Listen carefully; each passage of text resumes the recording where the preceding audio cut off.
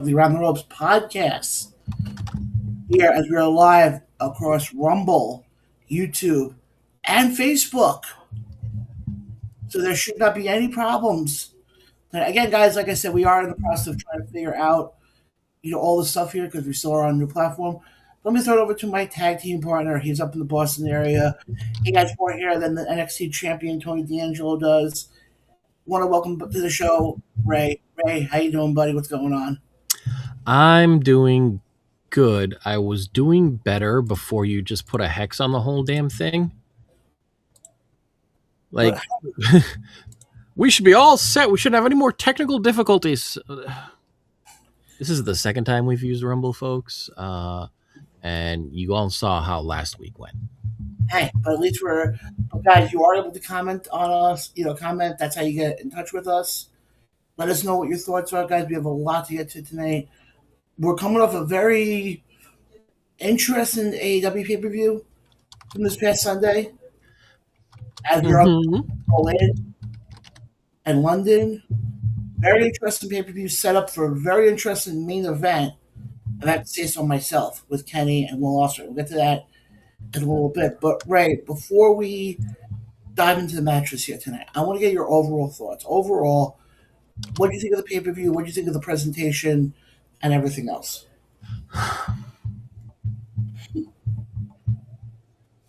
I thought the pay-per-view was a good, solid pay-per-view. Okay.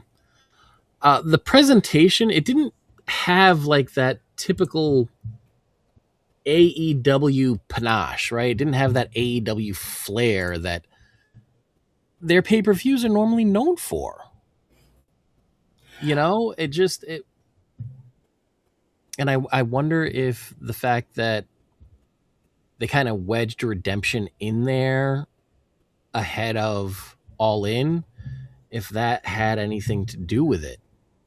Well, I think the problem is, I think if you have an old school AEW fan, and I'm going back to when it was the 4 pay-per-views, when you had All In, Full Gear, Revolution, and Double or Nothing. Right. That's when it was great. But now the problem is you're paying $50 a month, $50 a pop, and you have now you have Revolution, you got Double or Nothing. No, you got Revolution, Dynasty, Double or Nothing, Forbidden Door. Now you got Redemption thrown in. You got All In coming up in August, and that's going to be a big show for them. You have nothing yet announced for September or October, but knowing Tony Khan is going to probably come up with something. You got Full Gear then, usually around like November, like end of October, beginning of November. And then that's usually, I want to ask you this question now, and I'll ask people who are watching this. Is AEW kind of pulling off a similar move like WWE did and almost giving us too many? Well, here's the thing, right? I knew this is where you were going to go, because whenever John has the opportunity to hit AEW in the knees with a baseball bat, he absolutely will. And John doesn't know any better. It's just what he does. It's what he's used to. It's what happens when you're a shill for a radio show that sold their soul. And we'll get into that later. Yeah, we'll get into that later. But how would you expect a viable number 2 federation to compete and survive if they didn't follow the blueprint and the groundwork that was laid by, quite honestly, the only federation that existed for damn near an entire generation? I understand what you're saying, but you said something before that this pay-per-view didn't have the AEW facades. I think you phrased it. Because it didn't. I'm just saying, is that because we're getting to the point now that it's too many of these? That you're not letting, I'll explain what I'm saying here. We're not letting stories play out anymore. When we go back to the original days of AEW, I'm going back to when it was the 4 pay-per-views. Pay-per-views. You let the stories play out. Mm-hmm. And then on top of that, you have all these AEW pay-per-views, and I'm not trying to shit on it. Believe me, I'm not. I think you saw a lot of great matches and a lot of big moments coming out of this pay-per-view. I think the problem is you're trying to almost, and I hear what you're saying though, that you have to kind of follow the blueprint of what WWE has done for years. But let's say a company like NWA, for example. Mm-hmm. NWA has what? Maybe 4 big shows a year, maybe Mm-hmm. 5. They have the anniversary show. They have Hard Times. I'm trying to think here. Anniversary show, Hard Times, and they have like a few others that come to mind. Mm-hmm. But people still, I mean, yes, it's different. They don't air their pay per views. Obviously, now they don't. In the beginning, they did.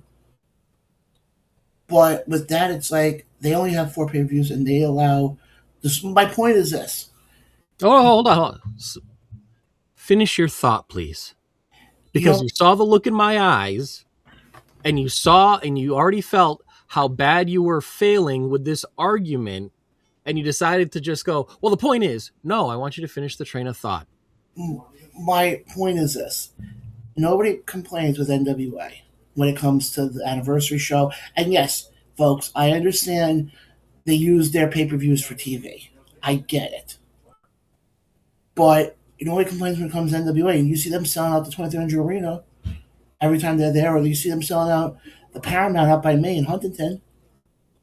But you look at AEW and they put together a pay per view, I feel like very last minute for reasons I don't know.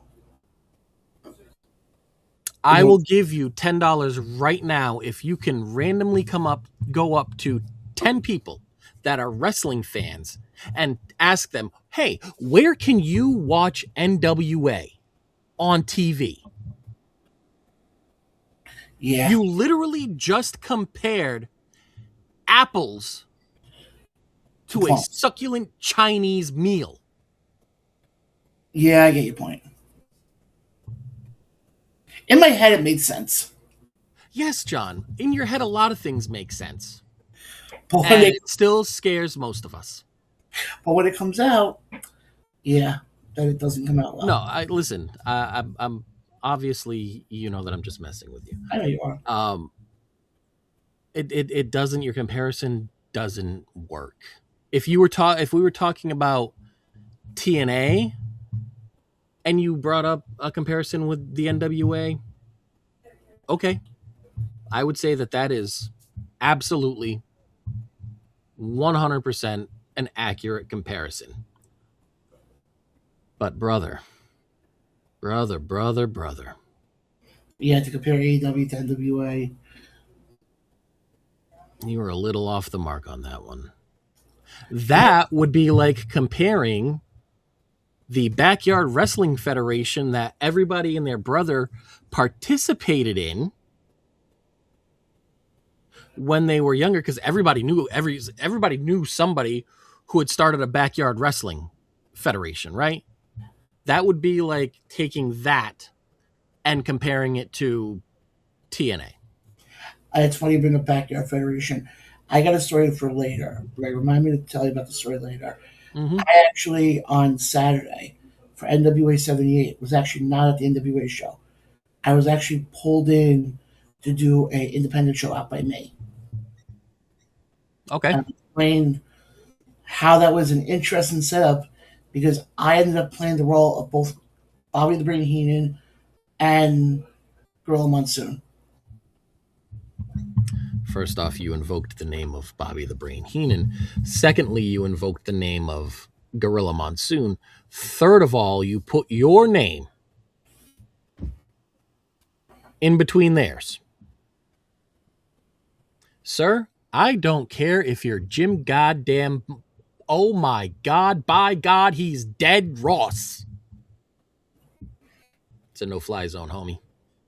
But I'll explain that story later because that was an interesting show, I'm sure it was. to say the least.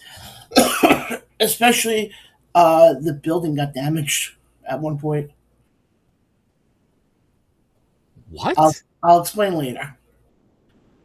I'll explain that later. But I want to get into what we saw Sunday with Redemption. And first of all, I give AEW credit on one big thing: their ability to recognize wrestling families who make up the history of pro wrestling, like we see they do with the Owen Hart tournament, and they did it with the Rougeau family. Yes, they did. I think that was great. I think They it was, called it the Rougeau family celebration, if I'm not yeah. mistaken. And I love how Rocky Romero comes out, and he says the only family that matters is the Don Callis family. I'm like, oh, they are trying so hard to get them heat, and rightfully so. Look at where you are. You're in Montreal. Right, but here's the thing: you're in Canada. Does the Don Callis family need heat? They have heat no matter where they go. Exactly. Well, hold on. Which members are you talking about? Because there's like 112 of them now. The entire Don Callis family as a whole. I mean, that's why I give Don Callis a lot of credit. I give him a crap ton of credit. As much as I think he may be an annoying pain in the ass, and he's doing his job. You got some beef with Don Callis that none of us know about? No, I don't have any problem with him. I'm just No, saying you sound like you got a problem with him. I'm just saying. no. But let's go. Let's start off with the opening match. Actually, Ray, if you have the list out there, if you have the list with you, I do have the list with me. all right. What's the first match? So, are we talking about the buy-in or the main card? Main card. Main card. Okay, first match of the main card was the six-man ladder match for the AEW International Championship #1 contendership. Yes. Okay, so essentially the Money in the Bank ladder match for the AEW International Championship. Yes. Speedball Mike Bailey won. He defeated Jack Perry, Commander, Beast Mortis, Nick Wayne, and El Clon to earn that spot. Were you surprised by this? I gotta be honest, I really thought they were going to give it back to Jack Perry. I didn't think they were going to give it to Bailey. And the only reason why I thought either one of those two were going to win was simply because of the fact that Brody wasn't there. Brody was originally scheduled to be in it, but he wasn't. Yeah. There was somebody else originally scheduled. I think Beast Mortis took his place. Somebody else, if I'm not mistaken, was supposed to be in it, but well, I was going to say this. Look that up. Yeah, I got it right here. Ricochet. Ricochet was supposed to. Ricochet and Leo Rush, actually, if I'm not mistaken. That's interesting. Leo Rush. Huh? That's interesting, though, because Leo Rush right now, to me, is one of the best things coming out of AEW. Mm-hmm. AEW Ring of Honor. I know we see him more in Ring of Honor, but yeah, he's always been more of a Ring of Honor guy. It was one of the first places that I was introduced. It was the first place that I was introduced to Leo Rush was in Ring of Honor back when you could only catch it on local Fox networks at like 12 o'clock in the morning on the old Sinclair days, Saturday into Sunday. What? You mean the old Sinclair? The old Sinclair Media, yes. Yep, absolutely. You mean obviously? You mean the days when Ring of Honor was actually something to watch? You mean the days where Ring of Honor actually had a place to be seen? Yeah. Well, Ring of Honor nowadays is still something to watch. The problem is nobody can remember how to fucking watch it. Well, it's also, let's call a spade here. Ring of Honor essentially has become AEW Dark. Yes, which, I mean, since the inception of AEW Dark, it was pretty much Ring of Honor. Yeah. I mean, I remember Ring of Honor. He just didn't own the library at that point. Yeah, well, I remember when Ring of Honor, and I'm going back to the Sinclair days, leading into MSG, WrestleMania 35, and you had, at that point, and I'm going Ring of Honor, you still had Cody, the Bucks, Hangman, and I remember everybody, because at that point, I think that's when they all left, was around that time of WrestleMania 35. And I'm saying that for one reason, because if you remember, that was the show they did at the Garden, and everybody thought they were basically going to shoot themselves in the foot because that was the show, if I remember correctly, that was the show where that was the show, if I remember correctly, that's where Jay White was in the main event. If I remember correctly. Yes, I think so. Oh, I think that was also the big one. That was the Enzo and Cass jumped the Jump the guardrail. guardrail. Yep, yep. Yeah, and that's when everybody, and then, oh, I'm sorry, because I was actually lucky enough I was at that show. And the one thing I'll never forget with that show, I'll just tell the story, go back to the match here in a second. I don't remember, there was a fatal four-way tag team match for that show. Mm-hmm. And it was PCO, Marty. This is when they were doing the Villain Enterprise. Yeah. It was Marty Scurll, PCO. I think it was the Briscoes. I think so. Gorillas Destiny. And I'm forgetting the last team. All I remember was they powerbombed PCO to the outside of the ring. And he got up like it was nothing. Typical PCO fashion. I'll never forget that one. But yeah, I will. I remember that show. That was a good show. And I remember that was actually, I think technically that was actually my first non WWE show I'd ever been to. So I do have a concern here, John. Yeah. Okay. And I wanna bring it to your attention. We are getting comments on Facebook, and they are not showing up. Yeah, I just realized that on Rumble. Let me see if I may have just switched. Because I was wondering, it was, we had talked last week with brother David John Reynolds, longtime follower and supporter, a good brother. Yes. He said that he was going to spend his birthday with us. We were going to be covering 2 days because of the time change over there. And yeah, it's not. I'm even going down. Sorry, folks. Minor technical. Like I said, folks, I said this at the top of the show. We're still learning Rumble, and even if you said it after you jinxed us. If you go down, hold on.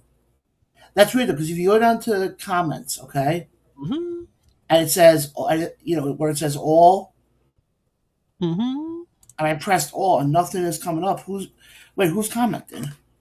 David John Reynolds commented 13 minutes ago. He said, yes, back on Facebook. Can't wait to celebrate my 46th day of birth with you guys. Oh, it's next week. He's counting down the days. All right, so we got one more week to figure this out.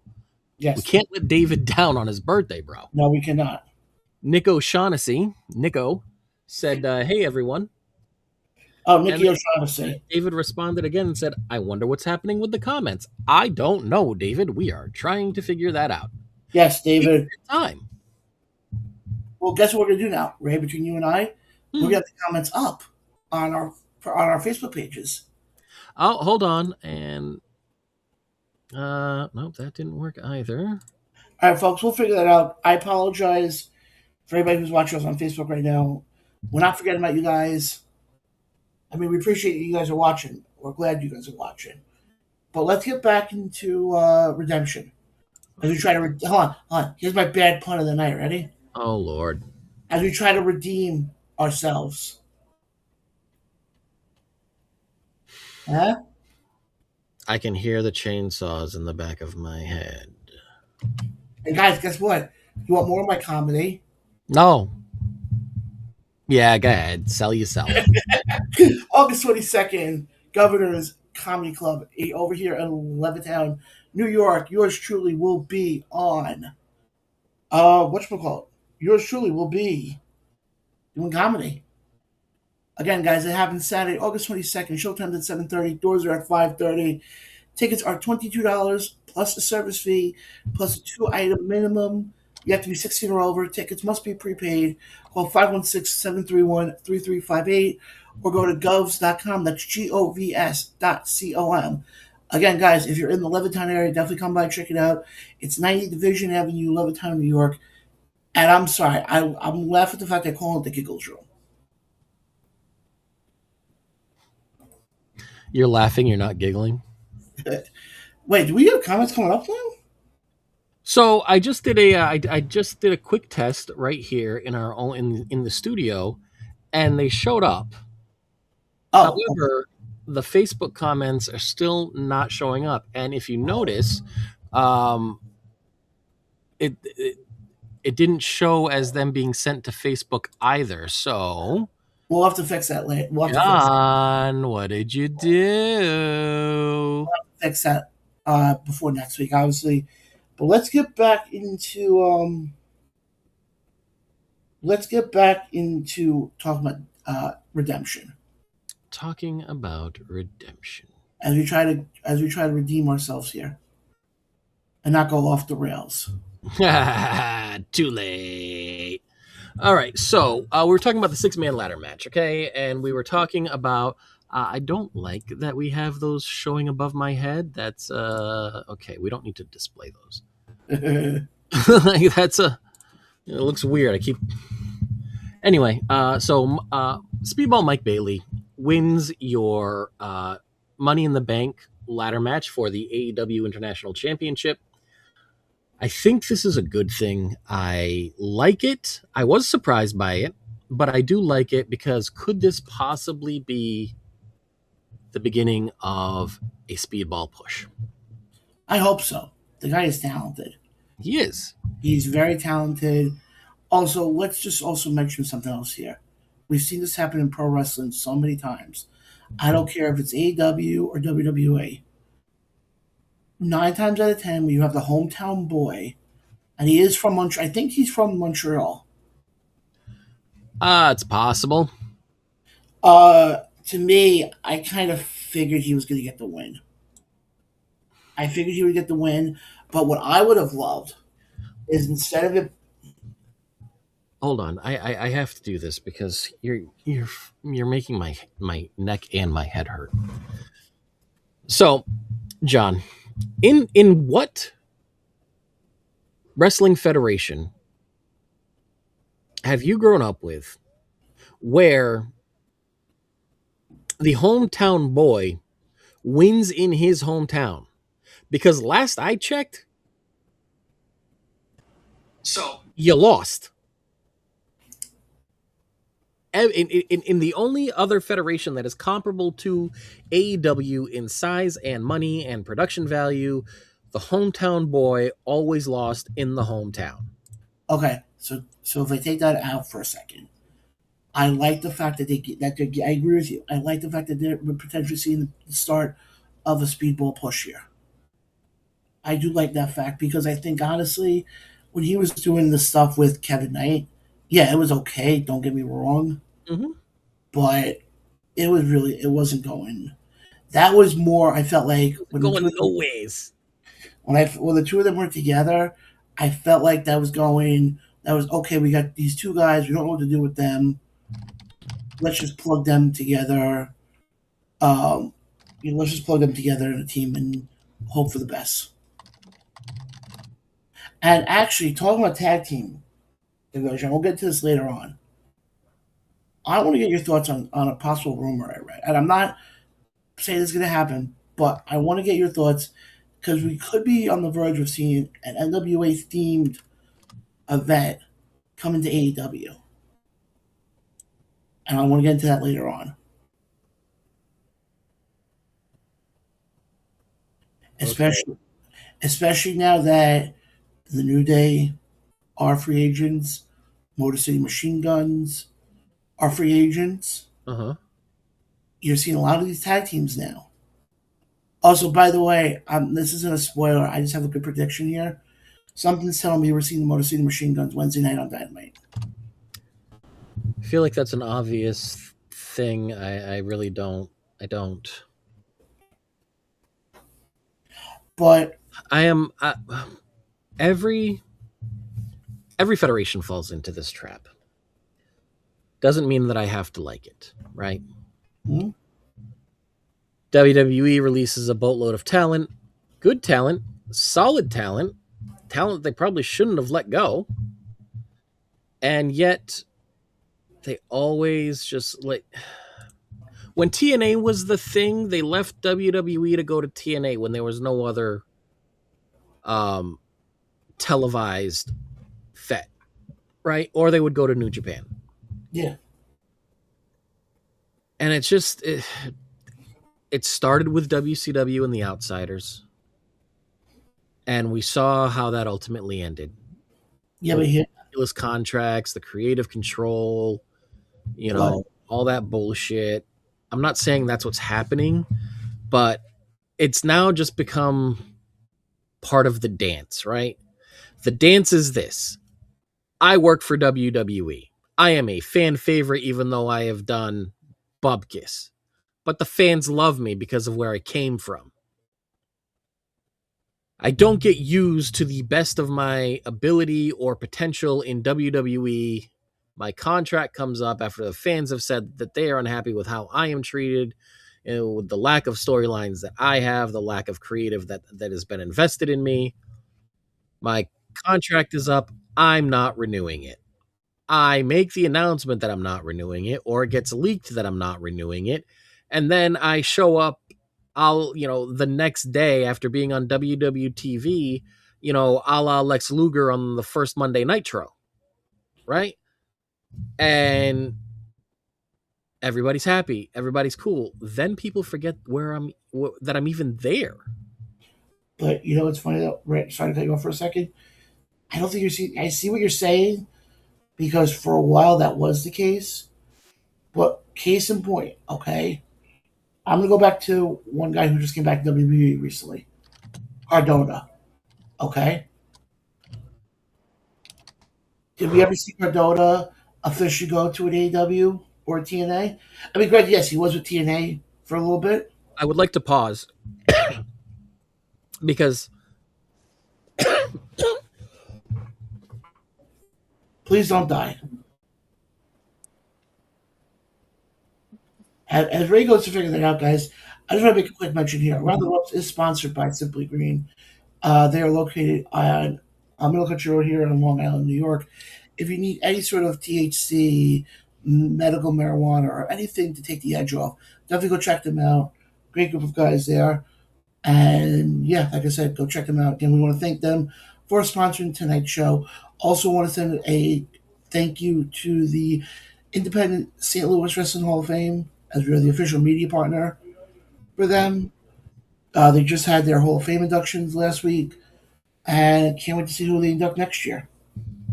And of course, you guys know once the announcements come out for next year, you guys know we will be one of the spots that you will get all that information to who will be joining the class of 2027.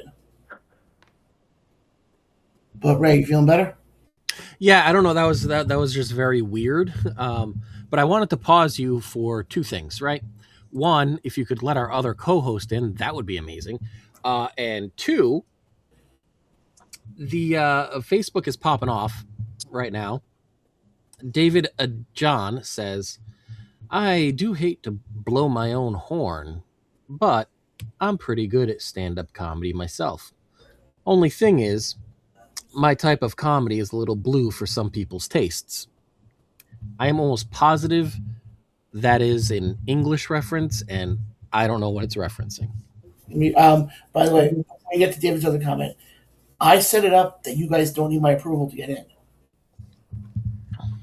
And it's still not good. It's still not good. Oh, It absolutely sucks. You know what's a better comedian? I'll tell you what's a better comedian. My man over here, Mr. Big Ego himself, John Blaine. That's right, folks. You can catch him Saturday, August 22nd. You don't want to miss it. He's going to be in New York. He's going to tell his jokes. He's going to say this and that and the third. You could get your tickets at govs.com. You already know. I'm going to plug it all night, all week. You're not going to miss it. What's going on, guys? Yes, Rumble absolutely says you're seeing me up close and personal. I was going to say, Jay. Up close. that your forehead has grown into an 8 head. Oh God, I want people to look at my beautiful face and everything, but Yeah. Jesus, the brother of Luis Martinez, and if you don't know who Luis Martinez is, you don't know wrestling. It's Damian Priest. That's right, folks. I'm his brother. How you doing? Ray was going off of Boston. He hates it, but he'll never leave. And Mr. Big Ego John Blaine, the comedian himself, Mr. John Blaine. How you doing, guys? I was gonna say, welcome to the show. I know, 30 like minutes. big time over here, like big. So Big. going back to Facebook and Mr. David John, he left 2 more comments. He said, prime example, I've said it multiple times. Killer Cross gets literally dumped in the garbage by WWE and is now killing it as the MLW World Champion. I agree. I mean, tell him when he's telling lies, right? Okay, Phil Brooks. I mean, who else are we gonna give the bell out there? So you're saying that there was nobody else out in the indie-rific world that they could have put the strap on, and that is the only reason why Killer Cross has it? That is marketable. Yes, I am saying that. Killer Cross is a marketable person. He could go out there with his hot ass wife Scarlett, and they could sell tickets. You need somebody that's gonna sell tickets. But I don't know about you guys. I'm waiting for Joe Gacy to take the belt off him in October. That's what I'm waiting for. I'm waiting for somebody new. That's just me. I mean, he's had the belt for what? He's had the championship belt for what? 3-4 months? I'm already ready for him to take it off. What? Hell yeah. Hell yeah. We need Joe Gacy. Miss that guy. Hell yeah. Costa over on Facebook says they basically gave Aleister Black Killer Cross's gimmick Pretty much. and still released him. Wasn't working. Oh, he explained the blue thing. Oh, David did explain what the blue thing. He said blue basically means controversial, rude, and tongue-in-cheek. Okay, so dark humor. So over here, it's what they would call dark humor. Yes. Now, to Costa's point, as we get further off the track of the Redemption recap, to Costa's point, it was thrown out there, it was disseminated that the reason Cross and Black were released was because TKO, people in TKO, higher ups in TKO, do not think that dark gimmicks work. Dark gimmicks have a space in wrestling, which is incredibly crazy considering the person that they have now put in charge of AAA is The Undertaker? Like, this is where I am convinced that just because you have the money to buy something, it doesn't mean you should. Yes, I'm looking over at you, private equity. I mean, TKO.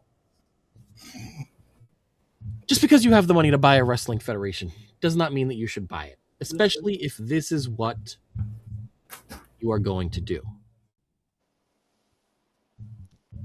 My dad, as I call him, the fact. Look, There he is. Hey guys. John's Pops. What's going on, brother?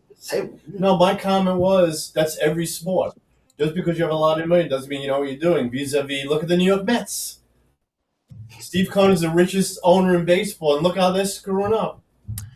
Listen, I don't even want to talk about. I don't even want to talk about Fenway Sports Groups and my socks. Wait.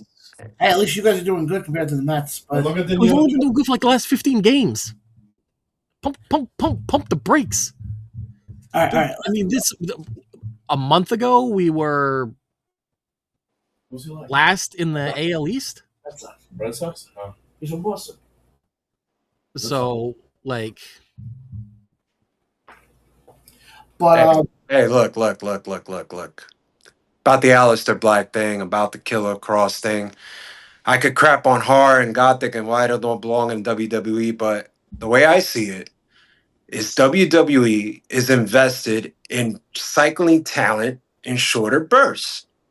We have seen it for a number of years compared to them building a slow-paced character development such as an Aleister Cross or Killer Cross. They don't commit the time I don't get it because that's how I remembered it in the 90s. And that's what it is. It's every year we see the same thing. We love a character, we get behind it, but they get released. Cycling talent. I just don't get that part instead of building the character development of that person and concentrating on it. I don't understand it. And to me, it's almost like when Vince was running things back in the day. It was almost like, oh, that's his new favorite toy. And I think that's the best way actually I can describe it. Is if you have a kid and they go to the toy chest and like, oh, this is my new favorite toy. Mind you, they have 25 other toys of the exact same thing.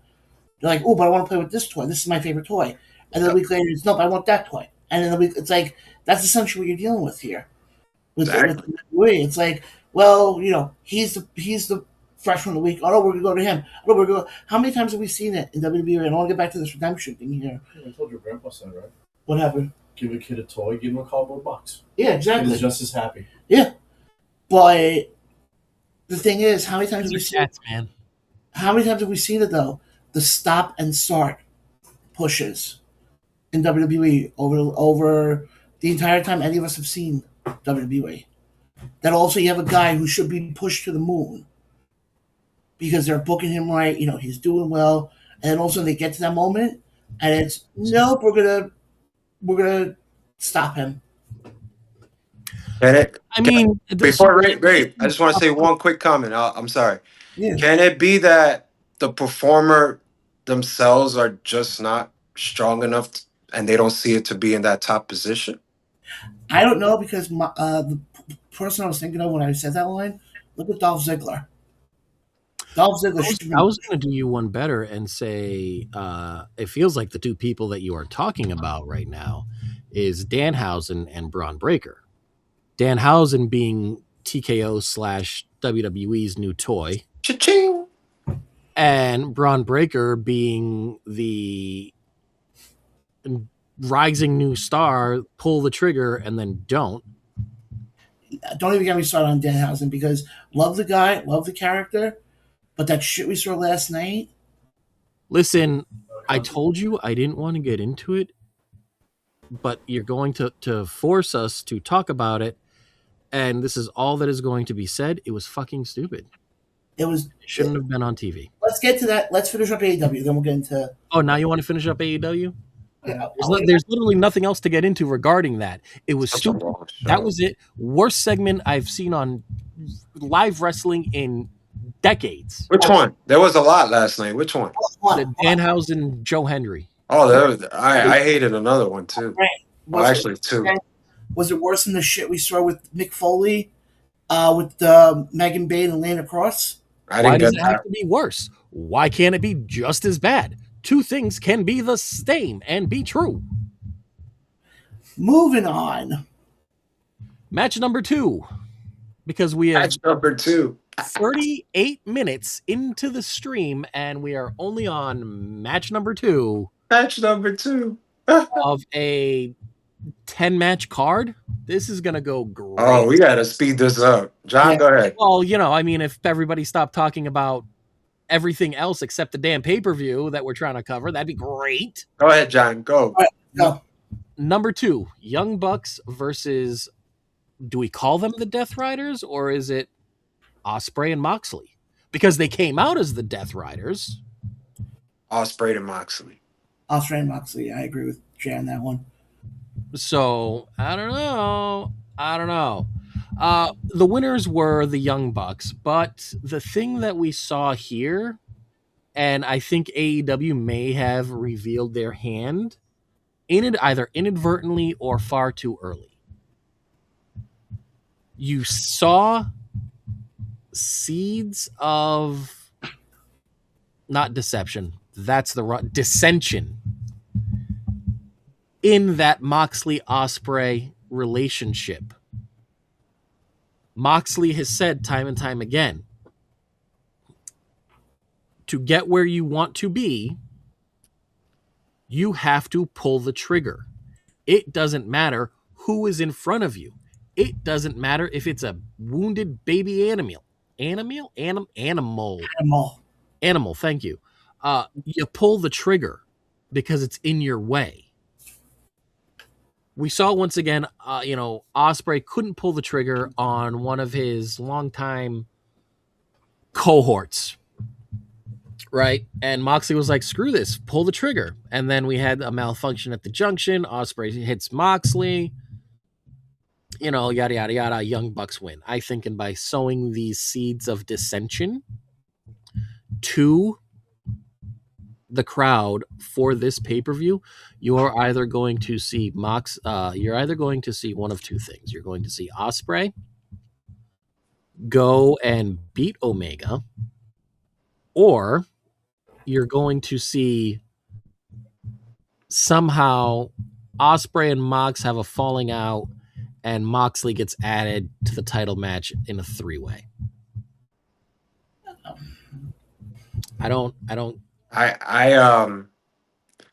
got Ospreay turning heel at the pay-per-view to end it with the championship. Now, when he's turning heel, is he turning solo heel, or is he going to try to usurp control of the Death Riders? Because perhaps something happens where Moxley should have pulled the trigger on Ospreay and didn't, but Ospreay goes and pulls the trigger on Mox, and that's how Ospreay usurps control. I would slow burn that one, but you could definitely do that. But I see him turning heel, full heel, at the pay-per-view with the championship. It makes perfect sense. Well, I got another theory to throw out there. And I know I'm, batting 1,000 with my theories. What if the whole thing with Ospreay? I mean, we know what happened later on in the show. But what about if the whole thing with Ospreay and Moxley was just a ruse? Can't do that. They're too deep. First of all, the story never made sense. Are you talking about the seeds of dissension? Yeah. I think. You're talking about the dissent. Okay, I thought you were talking about the whole story. Yeah, I wasn't sure where you were going with that. And I'm glad we clarified. And what if it gets to the point, Moxley, Claudio, they all come out, help Ospreay get the win, but they don't interfere. Somehow distract Kenny. All of a sudden, then Ospreay turns around and almost does like the ripping of the shirt, going, "Oh look, I'm part of Death Riders." Then you can play the story then later on in the year of potentially Ospreay and Moxley having an issue. I have a question. Isn't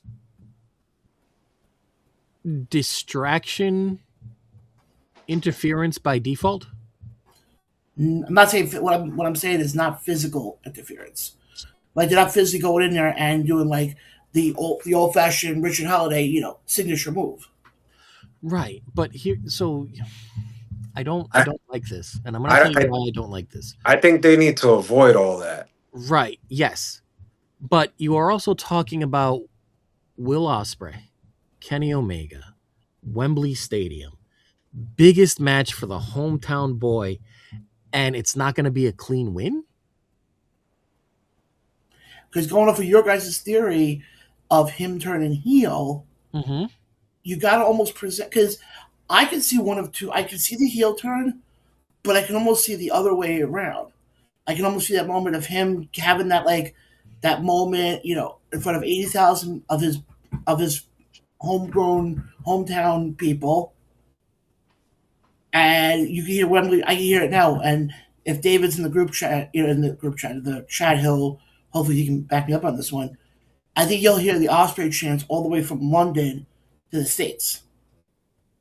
Well, yeah, actually, that's what kind of something David just said. He said, if Ospreay over on Facebook, good brother David says, if Ospreay turns heel at All In, you probably won't notice until the following Dynamite when everything sinks in, because the crowd in London will still pop for Will regardless. Exactly.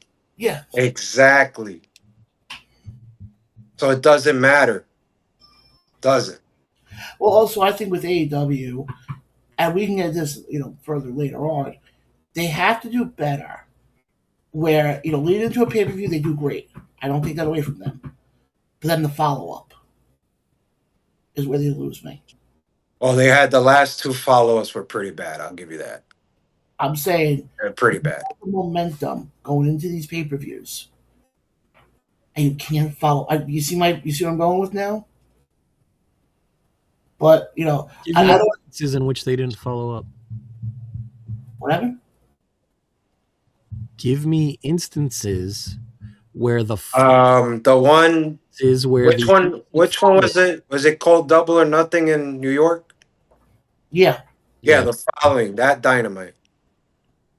Okay, but what talk to me about what was lacking with the follow-up, because there was nobody there. There was no stars. It was just backstage segments they were just showing you from the pay-per-view.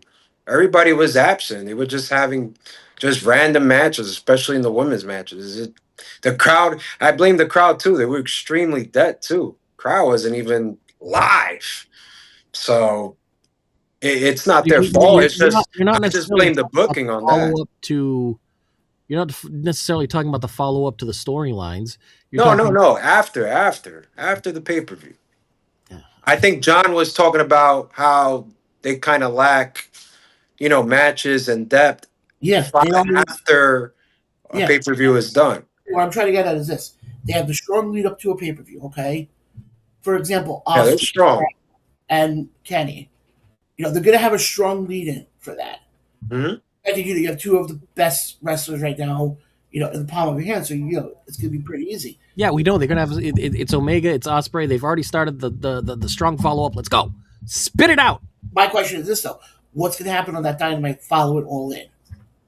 The cut a promo, Ospreay heel. Or is that where Ospreay explains why he turned? So here's the thing: why does anything have to happen that show? Think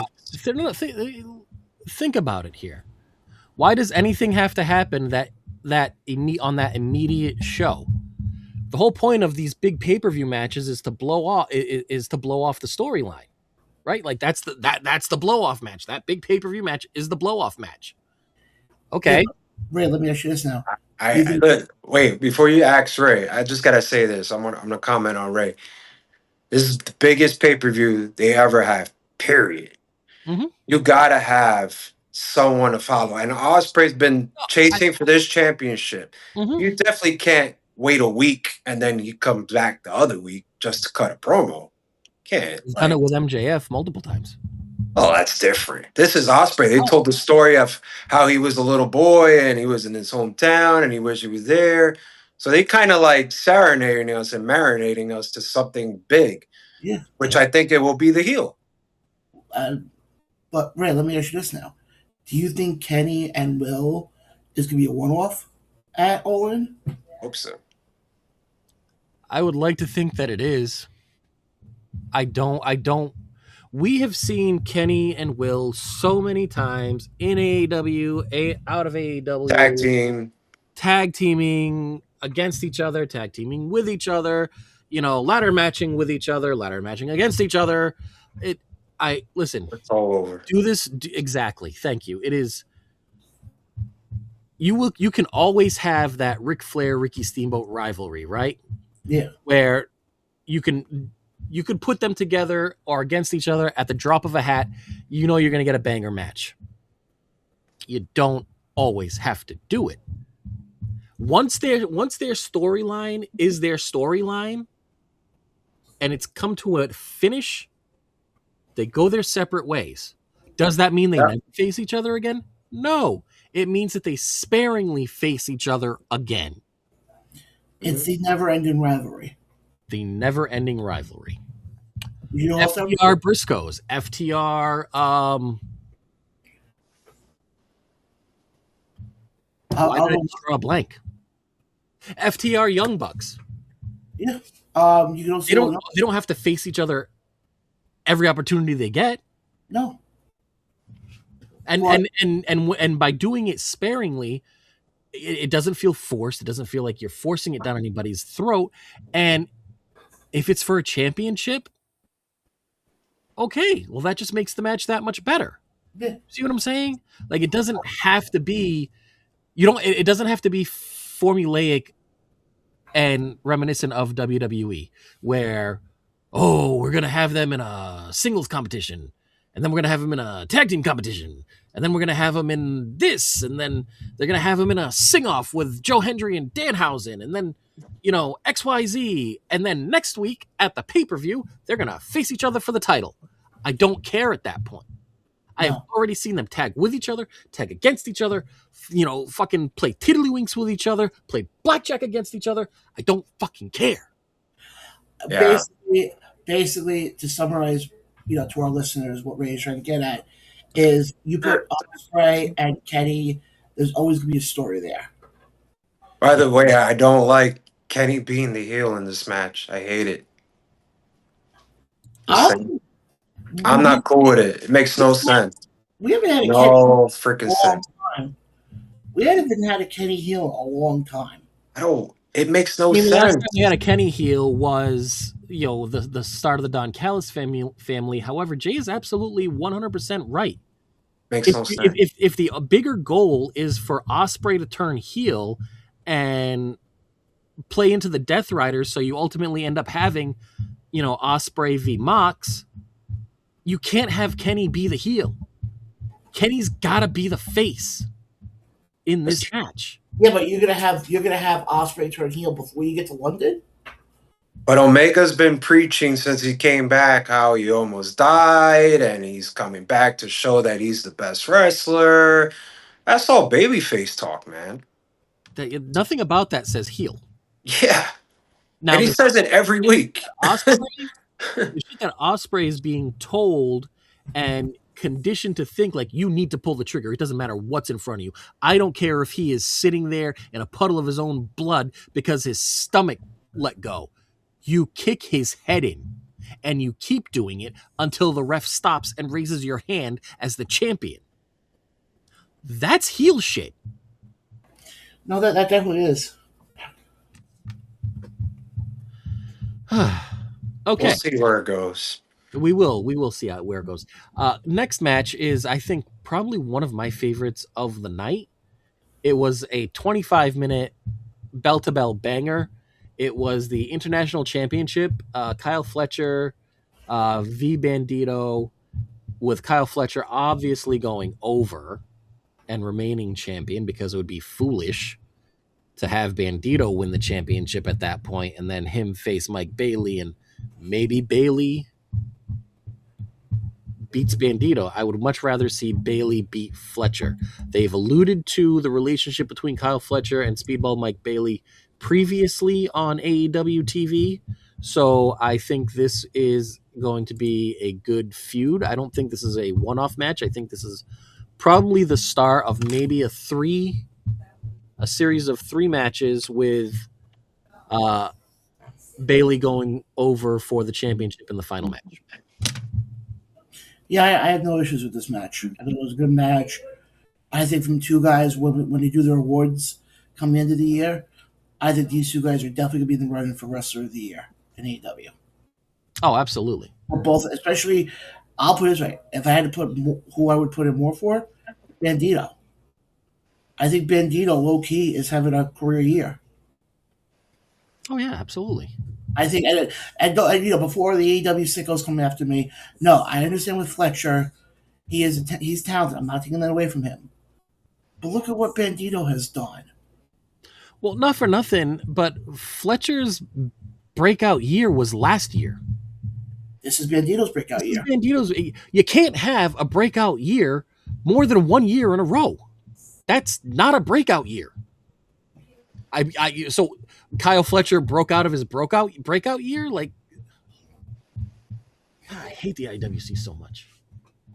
Man, this is just writing on the wall. It makes sense why Speedball won the contract in the first match. I mean, these guys had a banger. In Jay's view, the number 1 match right now is Kyle Fletcher versus Speedball Mike Bailey when they go on Dynamite. I think it was Winter is Coming. I could be wrong. You guys could quote me on that. But that was literally the best match right now of 2026 in Jay's view. So it makes sense for them to fight again. And it's going to be a hell of a banger. And you guys are right. These guys are 2 best wrestlers in the world right now. They are. This was a hell of a match. I loved it. I was this match at all. I mean, if you were able to find an issue with this match, then you're not a fan of wrestling. I'm sorry. Oof. I'll just say one last thing about this match. We'll move to the next one. I think once Fletcher drops his title to Bailey, especially if Ospreay wins, how about that? Going towards 2027, Ospreay and Fletcher for the AEW title. Moxley and Osprey next year. I think Moxley and Ospreay would be a better segue to that. But I do like where you're going with that, with Ospreay Fletcher for the title.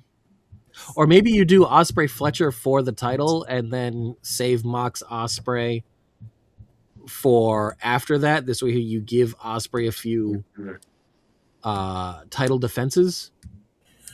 I don't know. It's just this Moxley Osprey story's there for next year. It absolutely is.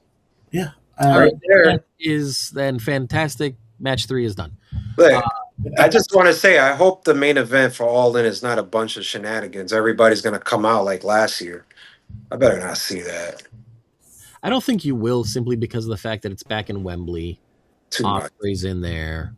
So, plus Omega. Omega does have a huge following in Europe and, obviously Asia. So, match number 4, the double chain match, which was the Dogs, Clark Connors and David Finlay versus a couple members of the Bang Bang Gang, going by the names of Switchblade Jay White and Rock Hard Juice Robinson. I didn't like. I thought the match went longer than it needed to go. This should have been that bang bang bang, just graphic car crash of a match, and that's not at all what it was. We had it drug out by Death Riders getting involved, weapons being handed off. Like, it is a double dog collar match. Why are we even? The match writes itself. Why are we using anything but the dog collars and the chains? That should have been a 10 to 12 minute car crash. I'm just going to say something real quick, John. I'll pass it to you. Yeah. As soon as Jay saw Connors and Finlay come down the ramp, I fast forward the whole match. That was the best part of the night for Jay. John, back to you. Honestly, there's really nothing to write home on this. I think you got the Dogs, and I think they were trying to do a lot with the Dogs when Gabe Kidd was still there, and obviously Gabe is back in Japan now, and I feel like the Dogs right now, I hate to say it, are getting lost in the shuffle. They already lost in the shuffle before, before Kidd came back the last time. Yeah, which is why they're throwing them in with the Riders and emphasizing the close-knit bond between the Death Riders and the War Dogs. And from Good Brother David over on Facebook, he goes, I just want to make it very clear. Some of us hate the IWC, but the irony is we're all a part of the IWC. Unfortunately, he's not wrong. He's not wrong. Tell the man when he's telling lies. Okay, we'll start calling him Phil Brooks now. And match number 5, the TBS. This one surprised me. The TBS Championship. You had Maya World versus TBS champion Hikaru Shida, Bully Shida, and Maya World wins. Not only does she win the match, she wins the title. And I want to bring this up because, as we all know, former NXT star Nixon Newell and her girlfriend were a tag team, and they were briefly signed to AEW. The producers said, hey, we need you to job to, I forgot the team. It may have been Bane and Cross. To which they said, we are not going to do the job. And they pulled a Bailey and Mercedes. A Mercedes and Naomi and Bizounced. Maya World and her partner at the time were then presented with this opportunity, and the two of them said, okay, we'll do it. No worries. And now look at Maya World. TBS champion. I fast forwarded. I'm not surprised. Right. You just took what I was just about to say. Because I want to say, if I'm Mayan, I sent the wrestler formerly known as Tegan Knox a very nice card saying thank you. I mean, yes. Yes. I mean, because you just set it up before. If it wasn't for what Tegan did, her and her tag team partner, mm-hmm. Maya would never be in this position. Who knows if Maya would ever even been in this position? Probably would. But to me, I'm actually glad they did this. Because you guys laugh at me that I'm always pushing to start booking people of the future. I've been saying that on the show a lot. Sure. But pause. That's the big ego. Pause. I need data. I need citations. I need instances. I need shows. I need show times. I need the frame. Okay, great. Hold on, stop. Where any of us in this show, in this studio, and the creative director watching said anything against promoting and booking new talent. That is quite literally what you are supposed to do if you want to keep your business. So who? Names, dates, times said anything to the contrary when you suggested it? You know how you can do that? Go back and watch your other ups on YouTube. Proof right there that he has nothing. The next match. AEW World Tag Team Championship. You're a comedian, bro. Open cage against Pac and Claudio of the Death Riders. Sorry. Fast forward. This was definitely a fast forward match. I didn't even like the way that it started. And I mean, yeah, okay. We all know that Pac and we all know that the Death Riders weren't going to do shit in this match because the big payoff is all in Young Bucks, Cope and Cage. Right? Okay, so there we go. That match is done. Good. Match number 7.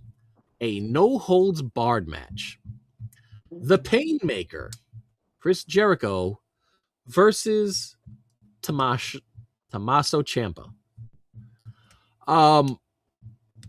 So this is kind of what I was talking about the double dog collar match being, but less sports entertainment-y.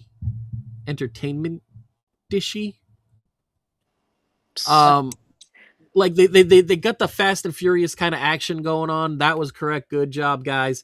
But then they just started bringing like weird shit into it, like hockey pucks and shit like that. And it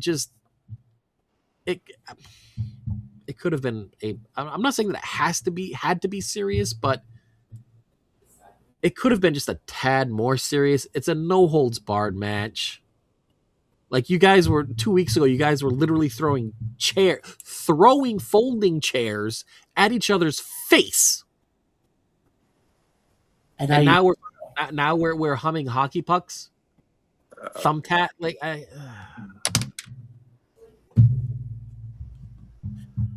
was not a fan.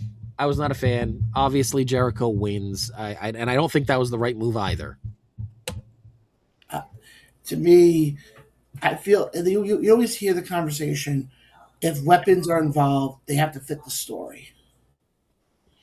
What is it? Schrodinger's pistol, right? Yeah. And I understand it's a no holds barred match. I get it. But can you tell me what holds are barred in AEW? You guys the same question for that when you do that in WWE, TNA. Like, what hold? Like, the only hold that I know of that is banned in all federations is the heart punch. So until somebody wins a no holds barred match with a heart punch, To me, it's not a no holds barred match. To me, I think with this match, it got way too, you were right. It got way too gimmicky. It got way too, like, I felt like this was like a WWE match. Oh, so listen, before you get blocked again for ignoring him, I just want to make it known that over in Facebook, you're getting tore up from the floor up. From David? No, from Greek Savage. Oh, okay. John, goddamn haircut.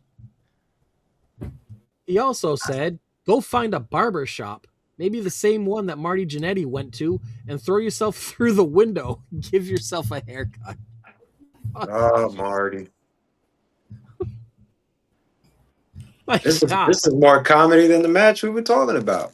And I do want it known that he legitimately tagged Marty Jannetty in that comment. Good. Miss Marty. Damn it. Marty. Good Lord. We got to go to the next match because watching this match made me stupid. So, same. Match number 8. The AEW National Championship, where you had Mark Davis, your AEW National Champion, facing Andrade. And I gotta be honest, it's about goddamn time that Andrade gets some gold. It's his second stint in AEW. I don't think it, now, granted, in some ways it is better than his first stint, but in other ways his first stint was also better than what we're dealing with right now, right? In his first stint, I was a huge fan of him and Rush B reuniting. This stint, he had the Don Callis family. Okay, I guess but it did. The good thing about it is it did feed into this match, and it gave him a title. So solid match. I don't want to say it wasn't anything to write home about, but in terms of matches that we had earlier in the night, kind of wasn't really anything to write home about. I didn't even like it.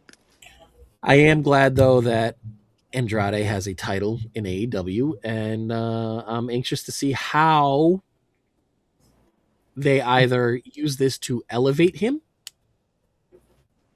or bury him. Do the same thing with Mark Davis. Just, him come out every week with the belt, not defend it. And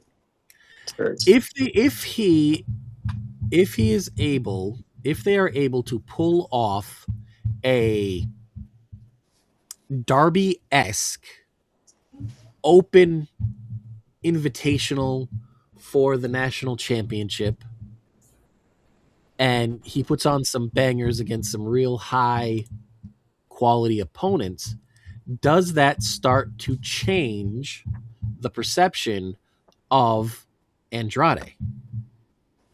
Does it help? Let me rephrase that. Does that become the light to his fuse that will then put him in that upper tier that he can easily be in? Do we see Zelina come in on Wednesday as his mouthpiece? You should be a writer for AEW. It's not gonna, you know what it is? It depends on Andrade all the way. It depends on him. So if he believes he could do it, then maybe we might see it. But honestly, I'm going to be honest with you, Ray and John. There's other people ahead of him. What about Okada? Like, Jesus, we're not going to get Okada to that upper tier. We're gonna put Andrade before him. Okada is the upper tier. He's on the upper tier. What are you talking about? I don't see him holding the belt. I don't see him challenging for the AEW championship. Month and a half ago? One time? My point is this. Tomorrow? You have my point is this. Go ahead. I'll let you talk. Go ahead. Let it out. Let me finish. First off, unless the man is retiring tomorrow, we don't know how many more times or which belts he's going to have. I mean, they have 30,000 of them. Maybe they're going to make him the triple quadruple 80 crown winner and give him all of them. Maybe he'll even win the TBS. I can see him winning the TBS title. My point is this. There's other people ahead of him. Okay? You got Okada. You got Fletcher. Right? You have all these players that are ahead of Andrade. Like I said, it's up for Andrade to make it work. That's fair. Go ahead, John. I agree with you, Jay. I think it's any of them. It's up to them. Creative can only take you so far. I don't know about that. I think the others kind of proved them themselves. So, well, I think Andrade. Sorry, Jay. Go ahead. Point. But with Andrade, now what we're seeing is he has the crowd doing the how you know. God. He does the thing he does the thing with the taking off the pants the way he does. Oh, you mean the Angel Garza thing? Yeah, we've seen that. I am not. It's not. I'm not doing that because I'm a huge Angel Garza fan. I am calling it the Garza thing because Garza's dad did it in TNA. He has a point. That started with Garza, and Garza took it from his dad and did it. I actually like Angel Garza. Now, yeah, Angel Garza's a good guy. I like him. Not if you're Obafemi, though. Huh? If you're Obafemi, you don't like Angel Garza. No. If you're Obafemi, you don't like too many people. I'm starting to not like Oba. Oh no, we're not going to talk about that right now. We'll get into that. We'll get into that in a little bit.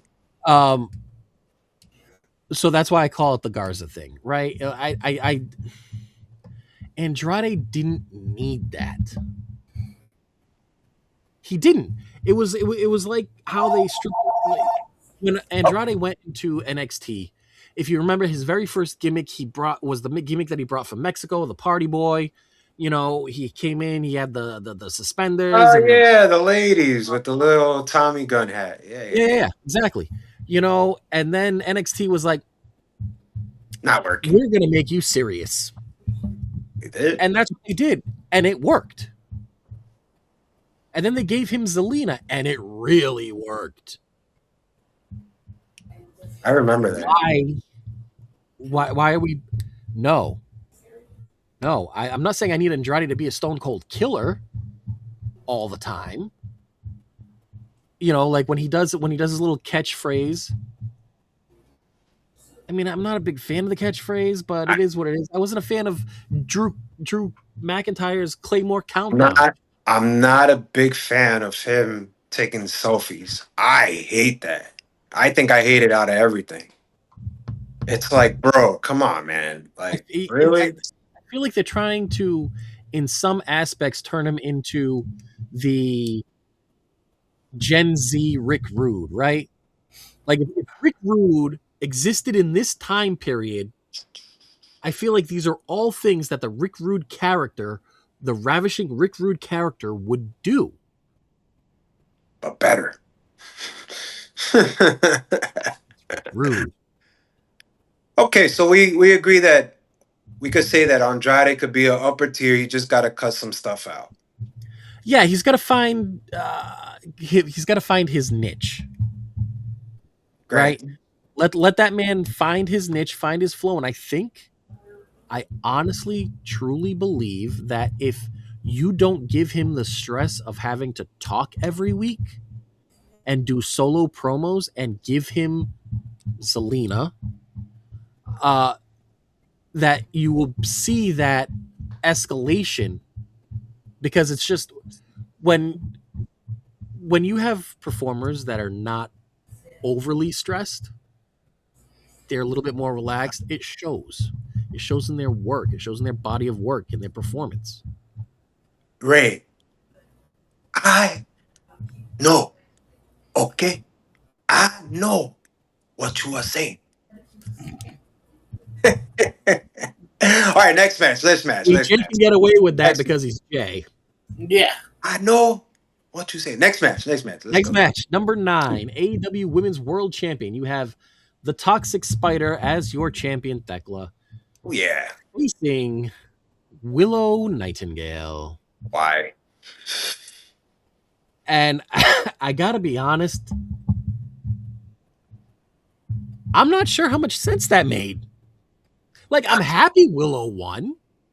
Everybody likes Willow. How do you not like Willow? She is one of the top stars. But I feel like there was more meat on the bone with Mercedes and Thekla, right? Especially when you had, was it last week or the week before, where you had Mercedes enlist the help of Bane and Cross to attack Thekla and Julia, Barnes, Sky Blue, yeah, like, and then to have Willow, and then Willow and like, I don't know. I don't like it, but I'm again happy for Willow, well deserved.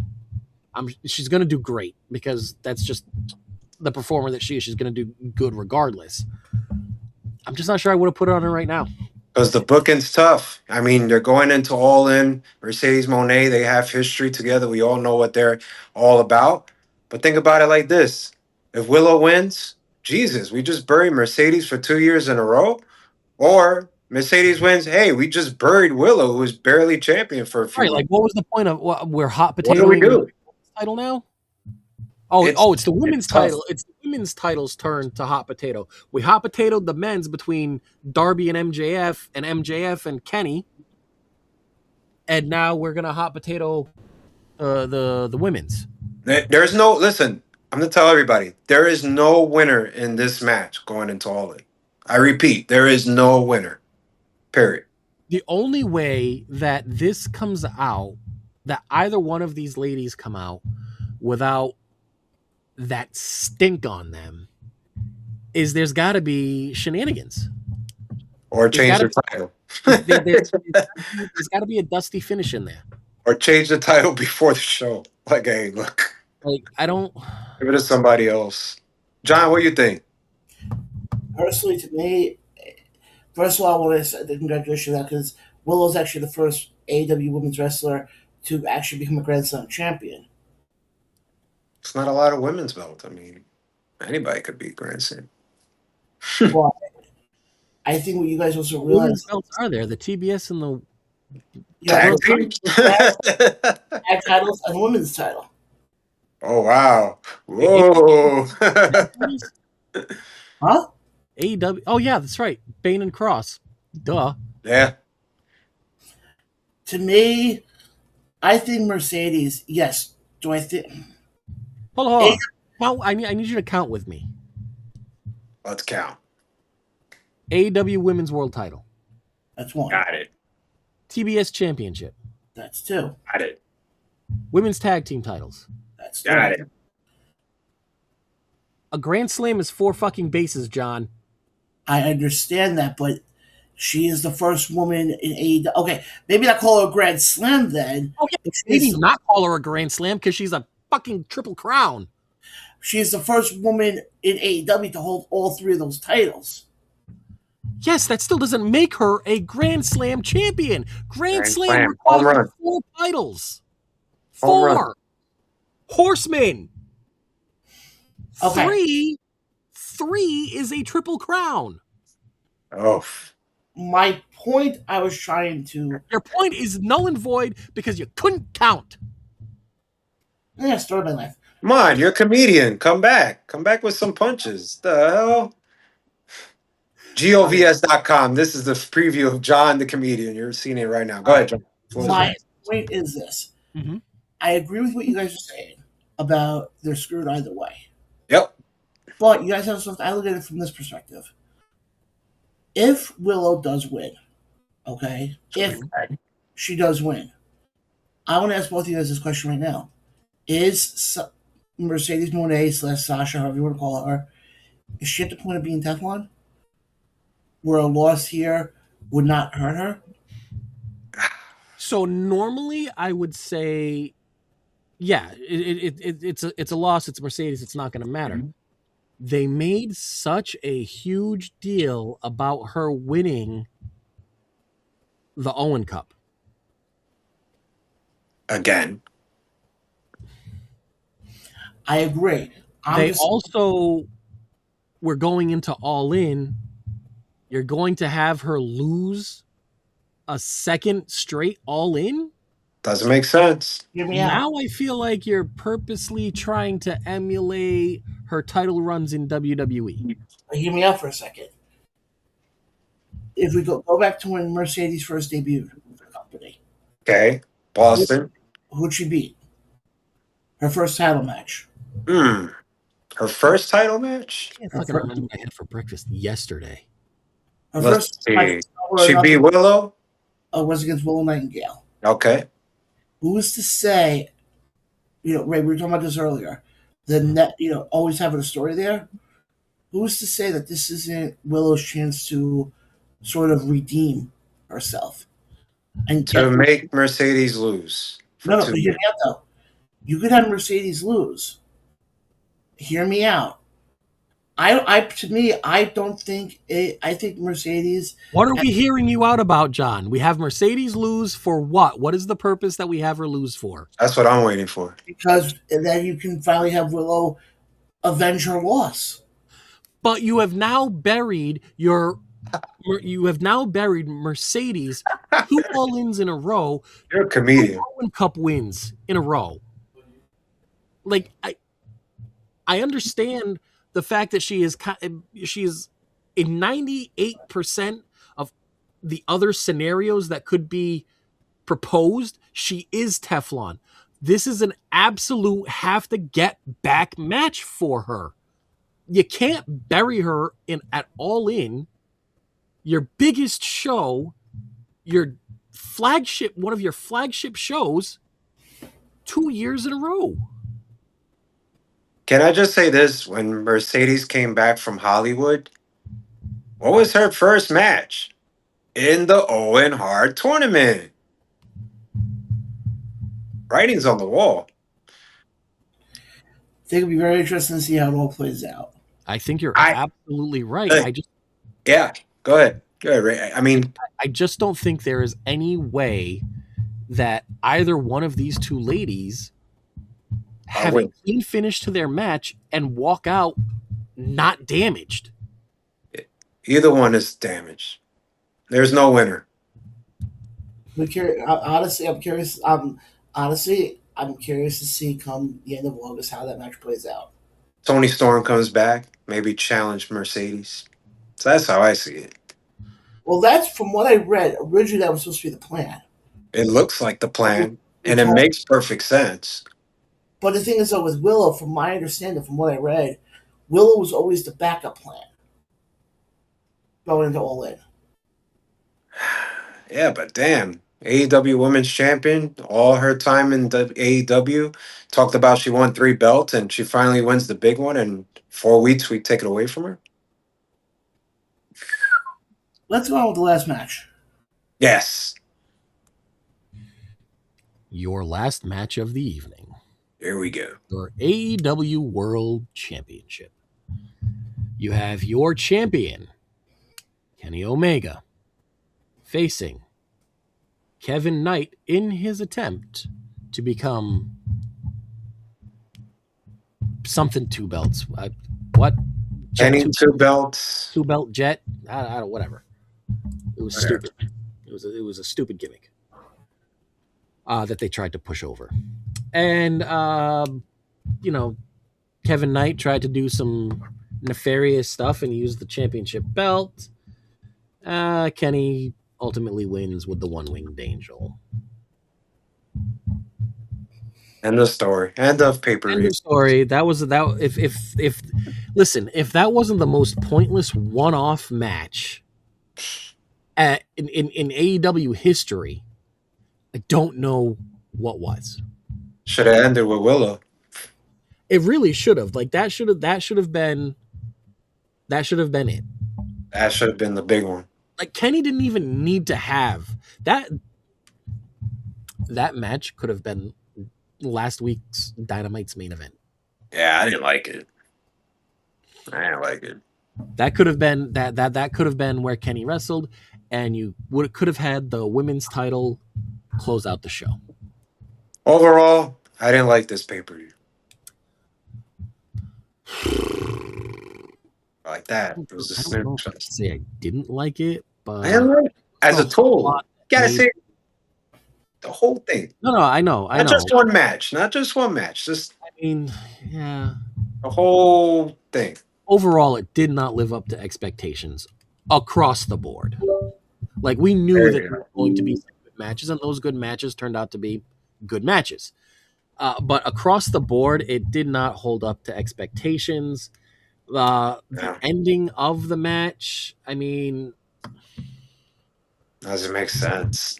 you have the Death Riders come out, they attack Kenny, the Bucks come out, Ospreay comes out, and then Kenny receives the belt from Ospreay and then hits him with a one-winged angel. You know, I can see Omega playing it off and getting back into the face pantheon there and being like, listen, man, I was amped up, bro. I just got attacked. I was ready for anything and everything. So you presented me the belt. I took it and I took you out because now you are my enemy. Not necessarily a heel thing, just a very grayish face, right? And then Ospreay comes back and goes, thank you for making it so much easier for me to pull the trigger regardless of who is in front of me. And then you see Ospreay beat Omega down to the point that Moxley has to come out with, I would say, Claudio and Marina, so that you can see that they need Claudio to pull Ospreay off of Omega, and then literally carry Ospreay to the back. I think that is, I think that's where you're going to start to see the heel. Finally. I will say it has been a very good build-up and a very nice slow burn. Is he going to be heel? Is he not going to be heel? Is he going to be Death Rider? Is he not going to be Death Rider? So, I just hope that they can close it out with how strongly they started with the build-up to this story. And I feel like doing it that way is a great way to do it. So, what do we talk about now? Well, Last now night it's funny you say that because now we can go into NWA 78. Oh, yes. You forgot about it. Heard the building collapse, huh? Yeah, something about, like, I don't know where he went. He was going to tell us that, well, because earlier in the show, I know you had heard it, but you weren't on yet. He was talking about how there was an issue with the building and structural damage or something like that. Let's get right into it. So getting right into it, we have Natty Neidhart versus Kenzie and Kylie Page in a three-way. We did our predictions, and I believe we all said that Natty was going to win that one, which she did.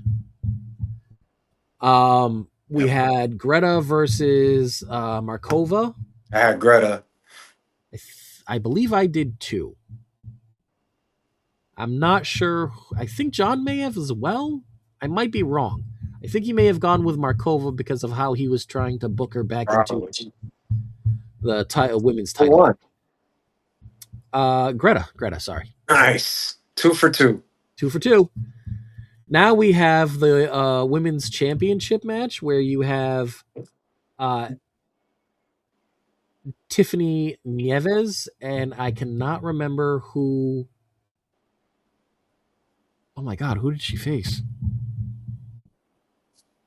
Anyway, It's me. Tiffany Nieves. Sorry, folks. I don't have comic TV, so excuse me. Tiffany Nieves retained her title, and I had Tiffany. said that the Storm has kicked him offline, and won't allow him to leave the room. Oh boy, it won't allow the Rumble will not allow him to leave the room so that he can come back. So, John, if you are watching, He's watching. Shut down and restart your computer.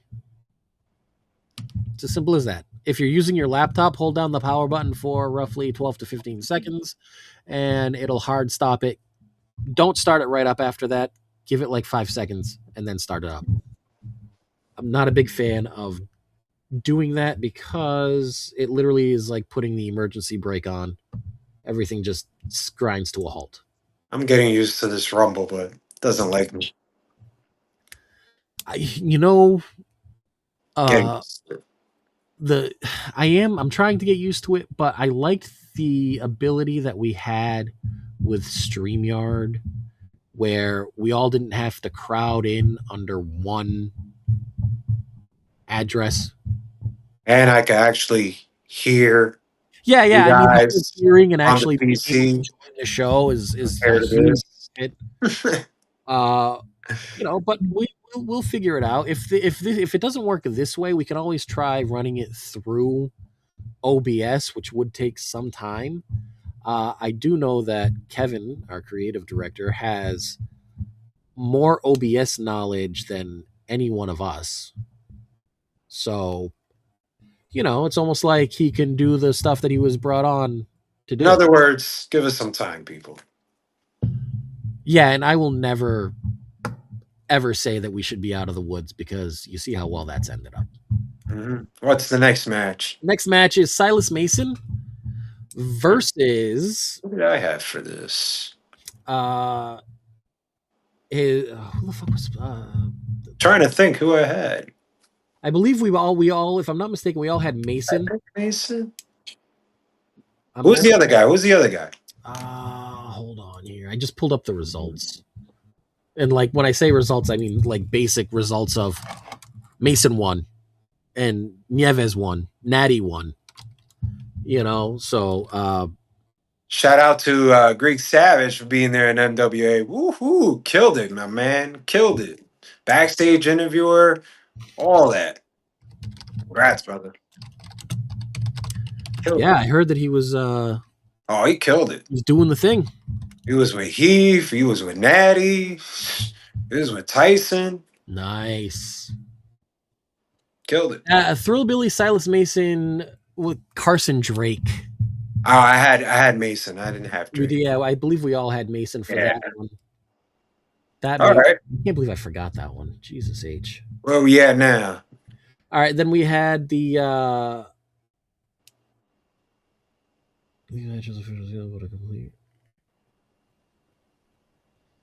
I gotta get Comet TV because I'm NWA. I don't have that in New York, folks, so I'm not gonna know some of these players, but I do not have a Roku. I do not have Comet TV to watch it Saturday afternoon, so I'm missing out. So evidently, the rest of the card, which is the Country Gentleman versus Blunt Force Trauma for the Tag Team Championship, Heath versus Effie versus Kratos versus Pretty Boy Smooth versus Talos for the #1 contendership, the Royal Court versus the Fed of Champions, and the Knights of the Round Table match. Those are all, from what I am reading here, going to appear on the NWA 78 Power Cycle. Okay. So that little cycle of power that they run. Yeah, like an hourly thing, right? Yeah. Ladies and gentlemen, the comedian's back. Hey, I'm back. Nice to meet you, back. You're a funny guy. You're a funny guy. That was at my internet because I think we're supposed to get hit with a bad storm down here. You're a funny guy, man. You're a funny guy. Get your tickets right here, govs.com. You don't want to miss it. No, we're supposed to have a bad storm.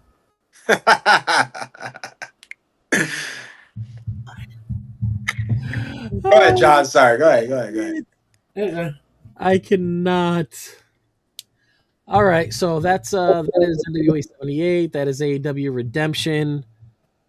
I know you guys want to talk about The disaster of last night on Monday Night Raw on Netflix. Actually, I'll do you guys one better. Oh, you can't better that.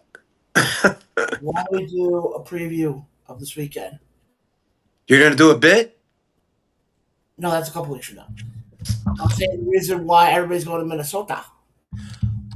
Oh. You want to do the SummerSlam predictions? I mean, it kind of makes sense. I mean, it is the If you have the list, John, since you brought it up, read it, my man. They already announced the matches for night 1 and 2. Yep. If you give me 1 second, I do not have it. So, folks, we will go into night 1 of SummerSlam predictions here by Ray, Jay, and the comedian John Blake. All right, here we go. I actually got it up. That was not a joke. You just keep bringing it up, buddy. Here we go. Night 1, Good ready? evening, Jimmy Harris over on the Book of Faces. How are you doing? And thanks for joining us. How you doing? I can't see your comment, but how you doing? Good. Well, I can't see his comment because they're not loading for some reason in Rumble. So I actually have the Facebook feed open. Oh, man. Thank you, Ray. Lifesaver. Okay. We'll do this quickly. Singles match for the women's world title. Liv Morgan, Io Sky, Ray. Who you got winning? Who you got?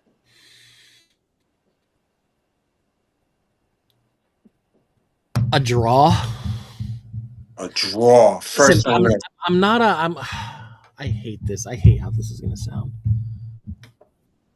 I don't like what they're doing with Io, and since Liv won the title at Royal Rumble, what has she done? Nothing. So, like, I need my legitimate genius of the sky, Lotus Clan Io Sky back, not the stupid. I hate that. And I'm sorry, for me, a draw. Like that's the only way that anybody makes out in this is a draw. It'll probably be Io that wins. I gotta go with Liv to buy Rhea Ripley some more time on her injury. Then I pull the trigger on Io. Okay. Unfortunately, I got Io winning. Okay. I agree. I think something's going to happen. I don't know if Judgment Day is going to get involved in this. It'd be very interesting to see. Well, you'll probably see Soul pay back Liv Morgan for last night. Oh yeah. By the way, I just want to say this real quick with John before you go to match number 2. That was the best Soul Ruka match I've seen on the main roster. That was a great performance by her. No, Raquel's nose would like to have a word with you. Was pretty good. She did good. No, listen, you're right. It was, but she didn't fumble. I would rather have her wrestle a little botchy than exploding somebody's nose. We already seen the botchiness. I don't want to see it, but here we go. It was the moonsault, right? That did it. I think it was, right? It was. Yeah, I think it was the moonsault. One of the matches. Nose with me. Go ahead, John. Brock Lesnar. Oh God. Oh God. Oba. Brock. It's got to be Oba. And I'm not saying because I'm a fan of his.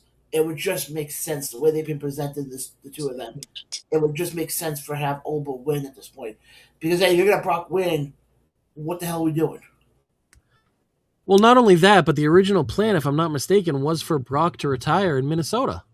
Like, legitimately retire. So have him win.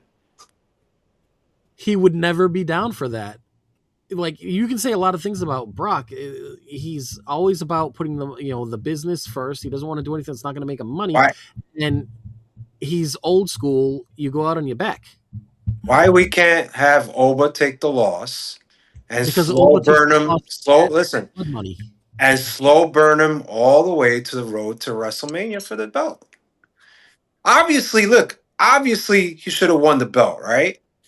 Don't you think that these creators behind are waiting for the big moment? It's WrestleMania. The writing's on the wall. So Yeah. so hold on. You're going to put Oba in the main event at Mania for the title Yes. before Braun Yes. Breaker? Yes, I am. Unfortunately. And I am. Unfortunately. I'm sorry. Look at the No, shenanigans. Look at it's the shenanigans last night from Braun Breaker. Really? I'll go a step further. Really? I'd love, Otis? I'd love to see the possibility Braun wins the title, Oba chases Braun. I mean That that would could be definitely happen. That Well, I would. listen, where would you guys think Oba should win the belt for the first time? What arena? What Raw, SmackDown? What do you for think? me. It's not Survivor really. Series, Rumble? It's not where. I mean, it could be a fucking Monday Night Raw for all I care. The opponent has to be correct.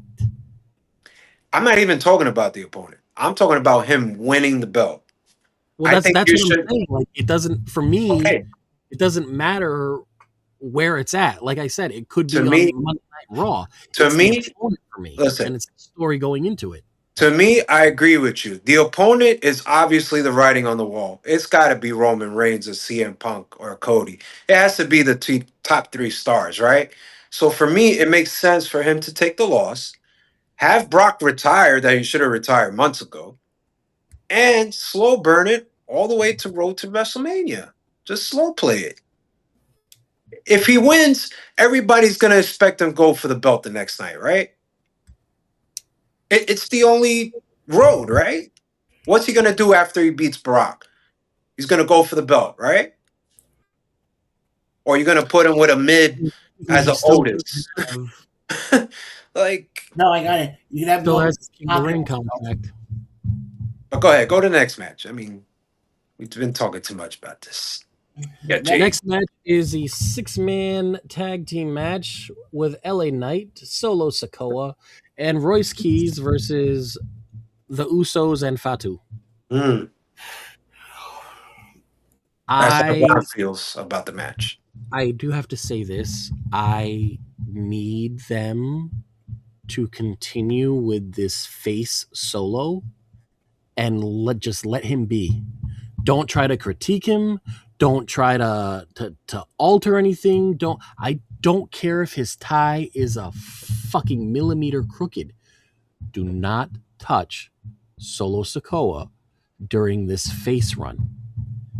He is hilarious. You know what else? Good. The finger guns. Right. Like, what? Oh, what are you going to do? Just run it back and yeet for the next 35 minutes? Like, I think this iteration of Solo that we are getting is great. I would like to see that team go over. I mean, at this point, Ray, I have to agree with you. For my one reason, I would love to see LA Knight finally get that big win. I feel like since he's been on the main roster, has he really gotten that big win? United States Championship. That's it though. But you have a guy who should be.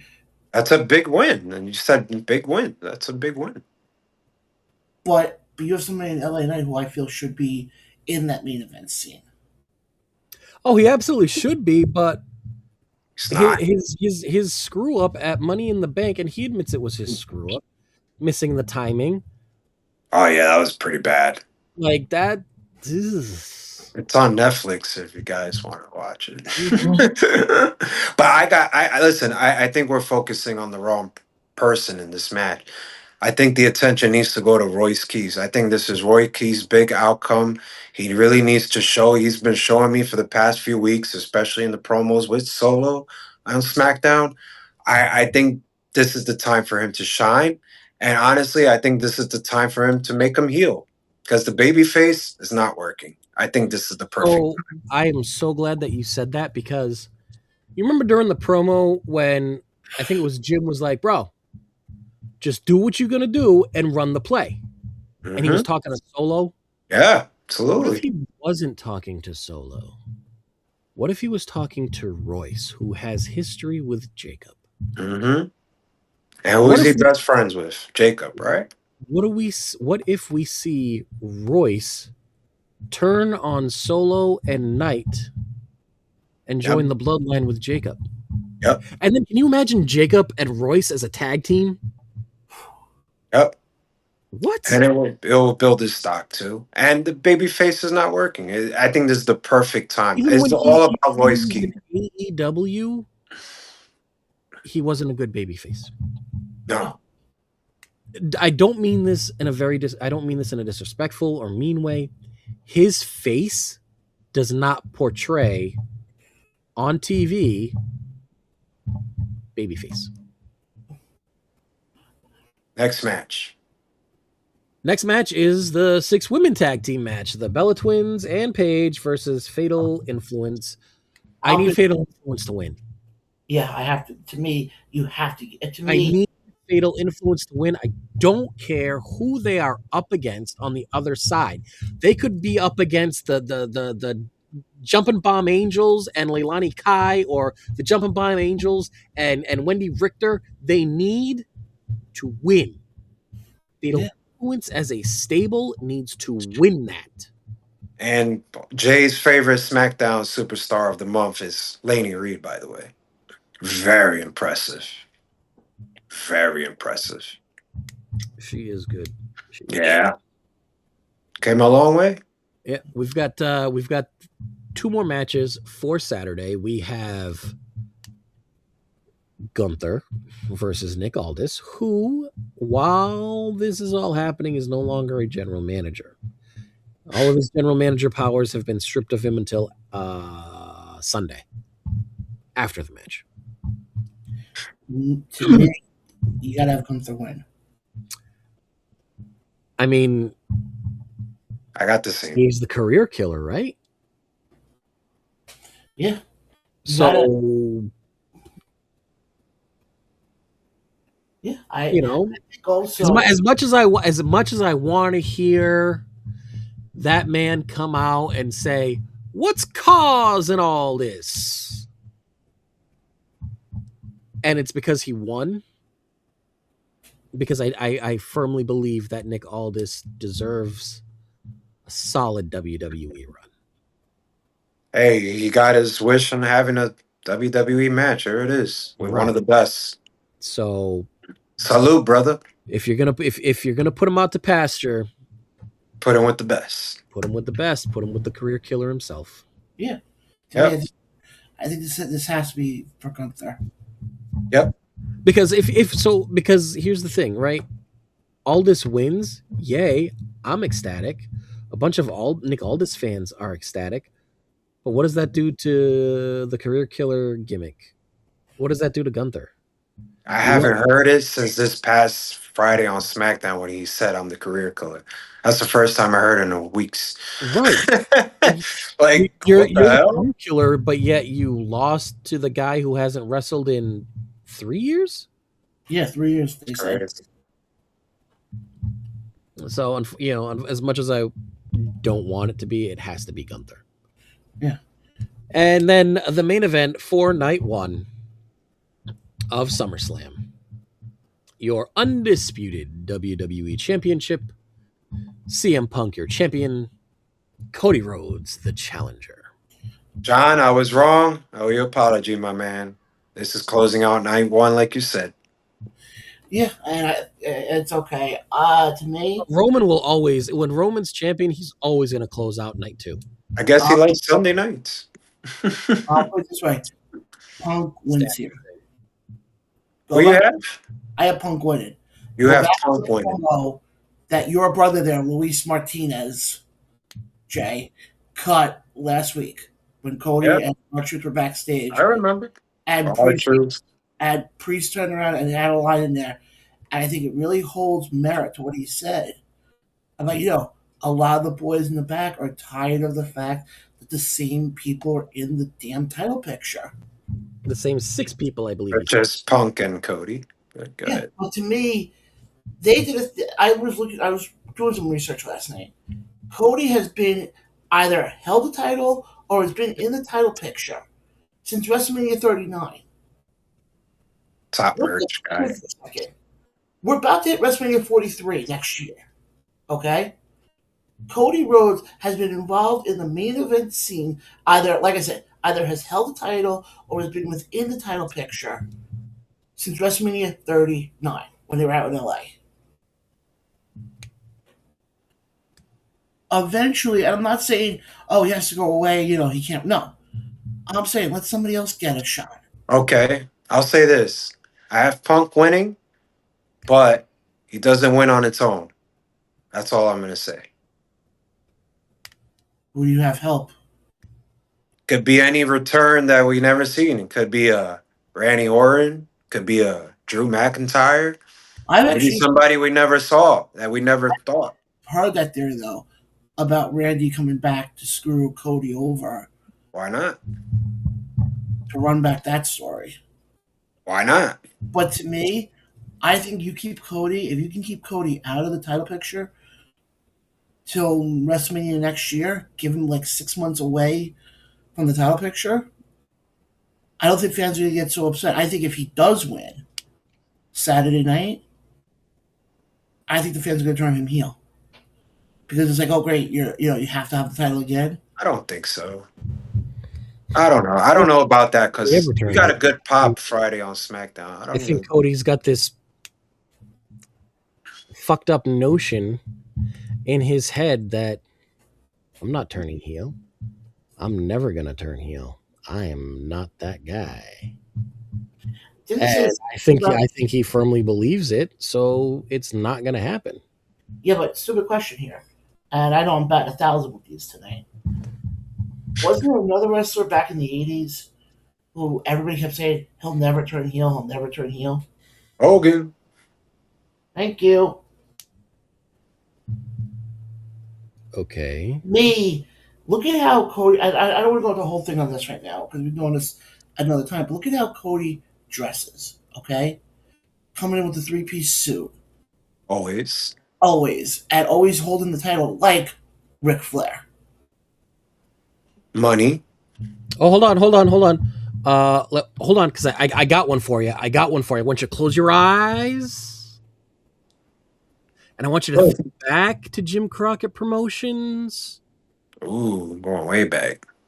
When a man named Dusty Rhodes, dressed in a three-piece suit, holding the world title, cut promos. A man wearing a three-piece suit named Dusty Rhodes. Some hard time, baby. Promo. Some hard time, baby. Wearing a three-piece suit. So maybe just hear me out. Maybe Cody Rhodes is following in his father's footsteps. Just a thought. And he won't turn heel. Not now.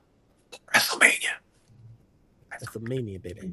Everything's in WrestleMania. Everything. But we all have Punk, right? I'm sorry, but that really irritated me, John, because to say that he is the way he dresses and holds the title is reminiscent of Ric Flair and completely overshadowing and disregarding the fact that his father did the exact same thing. Okay, I apologize for that, Ray, because I did not remember that part. Ooh. Let's move on to night 2. Night 2. Night 2. Human Money's on a pole match. Danhausen versus Dominic Mysterio. What? That's actually a match? Yep. They made it last night. Wow. Danhausen gets the win. Yes. Of course Danhausen gets the win. Wow. Of course Danhausen gets the win. Why wouldn't the brand new toy in the toy box get the win? I can't believe that's a match. Bury even further the man who was 6 weeks ago your hottest top heel. Is anybody watching us, listening to this? This is actually a match on SummerSlam, and SummerSlam is grand for the last 30 years. This is a joke. I mean, listen, it's no like Corey Graves said, it's no different than a Judy Bagwell on a pole match. Or I'm sorry, Judy Bagwell. Oh God! Next match. Ugh. Next match is your undisputed WWE Championship #1 contenders match. Sami Zayn versus Finn Balor. I gotta go with Finn. And they finally did something right on SmackDown, so kudos. Jesus. Here's the problem. No. Listen, I want Finn to win. So go with Finn. I want Finn to win. However, I feel like they're going to give it to Sammy. And the reason why is because Sammy is so loved, and Sammy came from that NXT crowd, that indie crowd, that Ring of Honor crowd, where he can legitimately look at Punk and call him out on his bullshit. You know, how he said this, you know, years ago, and he is turned into the very thing that he hates. I think that promo like that hits more coming from Sammy than it does from Finn. But don't get me wrong, I would love to see Finn win. I think that Finn Punk match left a lot of meat on the bone from Monday Night Raw. Right. And I was going to add to that, and there's a story there, and it would be the perfect person to take the belt off Punk. It doesn't have to be a heel all the time. No. And I think Finn is that perfect person because now I have a lot of options I could use with Finn. I could put Finn with this person. I could put him with that and this and that, compared to a CM Punk who I have to put somebody at least on his level. Right. No, you're right. I don't disagree with you. The problem is this is one of those matches that goes so much either way that it actually makes it difficult to confine yourself to one side or the other. So final call, Finn, Ray? Finn. John? I'm going to go with Sammy. You're the best, bro. I'm going to Sammy for one reason. Because a couple weeks ago, you had him win the title. Okay? Yep. Mm-hmm. In Saudi Arabia, he had the moment nobody thought he was ever going to accomplish. Mm-hmm. And now you're basically has to backdoor his way in for a rematch. It's kind of like Gunther. Yes, but here's the thing, and I going by the way that Jay was just talking about, if you have Balor win, Balor beats Punk, you can there isn't a whole lot of story there with Sammy. You can absolutely create it. You can create it talking about the fact that, you know, Finn jumped the line. Sammy never got his rematch. He should have had his rematch. And he should be the champion because Finn's match should have been Sammy's rematch. You know, and you can go from there. Creating that feud between Finn and Sammy. Or let me throw you this way. Let's go back to the Cody and Punk for a second. Okay? Let's say Cody does win. Okay, I'm just hypothetically saying this. Let's say Sammy wins.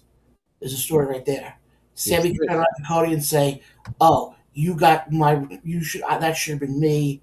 All you said was when you jumped the line over me." I think Sammy does a lot. And don't get me wrong. Do I want Finn to get that moment? Yes, it's been a long time. 10 years. That moment. But I think you can wait on that a little bit. You can't because the announcers are saying 10 years. And when you're saying 10 years more than one time in a match, especially a four-way for the contendership, I got to lean towards Finn. You're selling me, right? Yeah. You're selling me. It's foreshadowing. Yeah. Next match. And I find it weird that they have both of these titles on the same night of the pay-per-view because usually they will split it up. The first match that I'm talking about is the U.S. Championship, Trick Williams versus Baron Corbin. Anybody think Baron Corbin's going to win this? No. I do. You know why I do? Because WWE loves taking beloved black champions and having them win to talentless white bald hacks. Second match that I am talking about is the Intercontinental Championship, where you have Penta, your champion, versus Chad Gable. I got Gable in that one. Me too. I think Penta has had a hell of a IC title run. He's made the belt fun. He's also elevated himself. He's made himself a household name. And also, not to get you off there for a second, but I think also we have to realize with Gable, coming off what he just did with the El Grande Americano thing, and the match he just had with Kaiser at the AAA event, that they are in literally his hometown, his home state. I think it would be WWE's way of saying Minnesota too. You could forget about that and say that you could go with Gable because of the video package from last night. That was freaking great. It was. Well, my thing is, it reminded me of like early 2000s. Yeah, right? It was good. It was really good. No, it was definitely. But my thing is with Gable, this is WWE's way of saying thank you without coming out and saying it. Does that make sense? Oh, yeah, absolutely. I mean, we're all in agreement that Gable should win this. Like, the man has done everything you have asked him to. He literally took a nothing gimmick and ran away with it after getting injured. And somebody made it better. That anybody else could have been put in that El Grande Original mask and have the feud and subsequent battles that Kaiser and him had. Preach. No, it's not happening. That was so successful based on the work that Kaiser and Gable put in. Yeah. Kaiser is just. And listen, anybody who says Kaiser isn't that, listen, the downside is Kaiser can never wrestle as Kaiser ever again. No, maybe one day, but not today. Maybe one day, but not in Mexico. No, no, don't show your face, even at a restaurant. Don't show your face. Seriously, like well, especially quickly with that. How have you guys heard the story of the one streamer? Because I think this has happened at Fanatics Fest. Oh yeah. Rumble Zone Neon backstage at Fanatics Fan Fest over there recording supposedly a wrestling fan, and he records Penta with his mask off. Yep. You know because he's still got the fucking paint on his face. Yep. And they told him. And Fanatics came over and like, yo, what are you doing? You just recorded him. He was like, no, we didn't. He was like, yeah, you did. I would have took that phone. Well, so here's the thing. It was a live stream. So there was nothing they could do at that night. Neon comes back the next day, and Fanatics looks at him and goes, back of the line, Jack. You're not getting in. He's like, well, what are you talking about? Why am I not getting in? I have the access. Your access has been revoked because of what you showed on your stream yesterday. Yeah. There you go. So. And what's up with Kaiser's case? Did he like battery some guy? Like he beat him up or something? It's actually not his fault. He was actually coming into defense of somebody else. I heard there's video footage though. Yeah, I believe the video footage proved Kaiser. So he did attack because he said he didn't. So he did attack the guy. No, I believe. Well, yeah, I guess, but it's self-defense. Is it really attacking? Just don't lie about it. He didn't. If I'm not. No, he said that he was like you said, defending, but they're saying that he was the first one. That's what I'm getting at. Like he threw the punch, not the other way around. That's what I heard.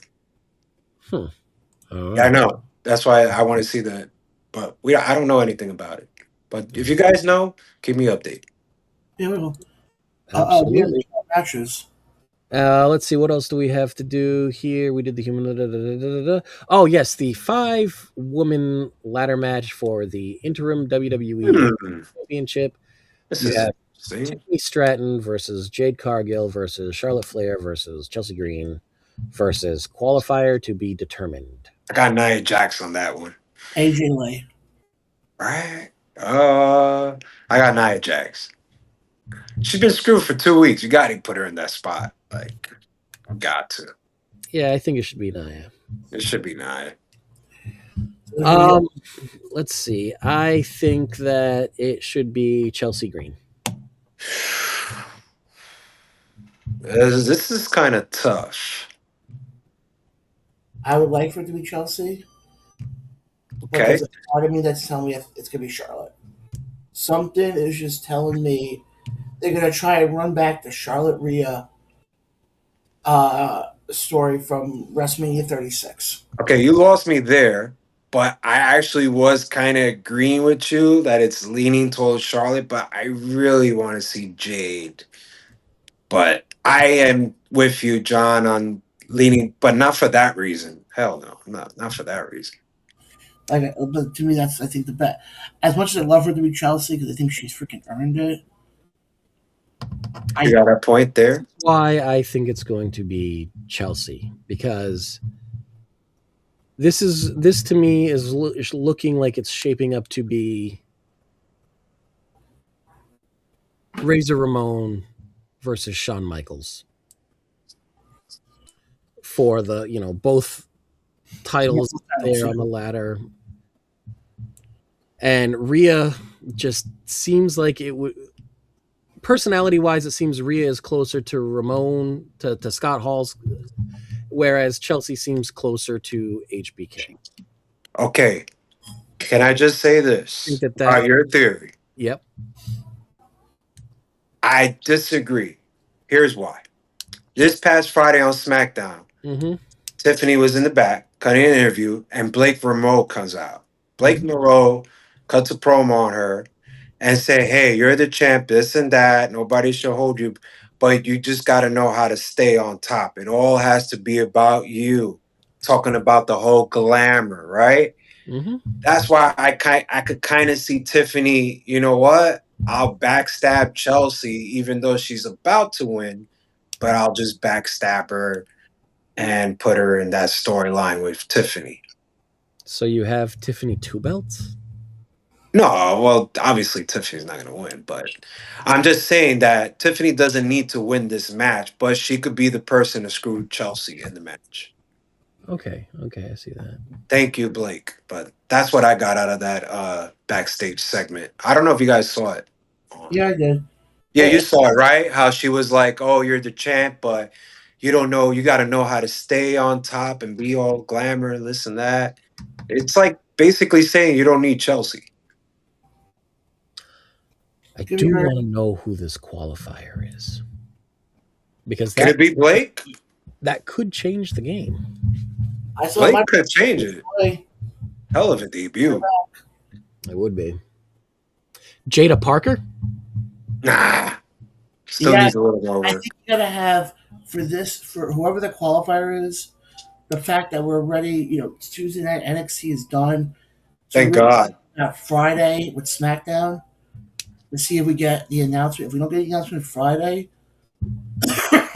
then my prediction is it's either a big time return or a big time debut. Because yeah, go ahead. To me, is why else would you wait this long to announce that final person? And again, I'm not saying what you guys are saying, with Nia. To me, if it is Nia Jax, okay? That's fine. For a second.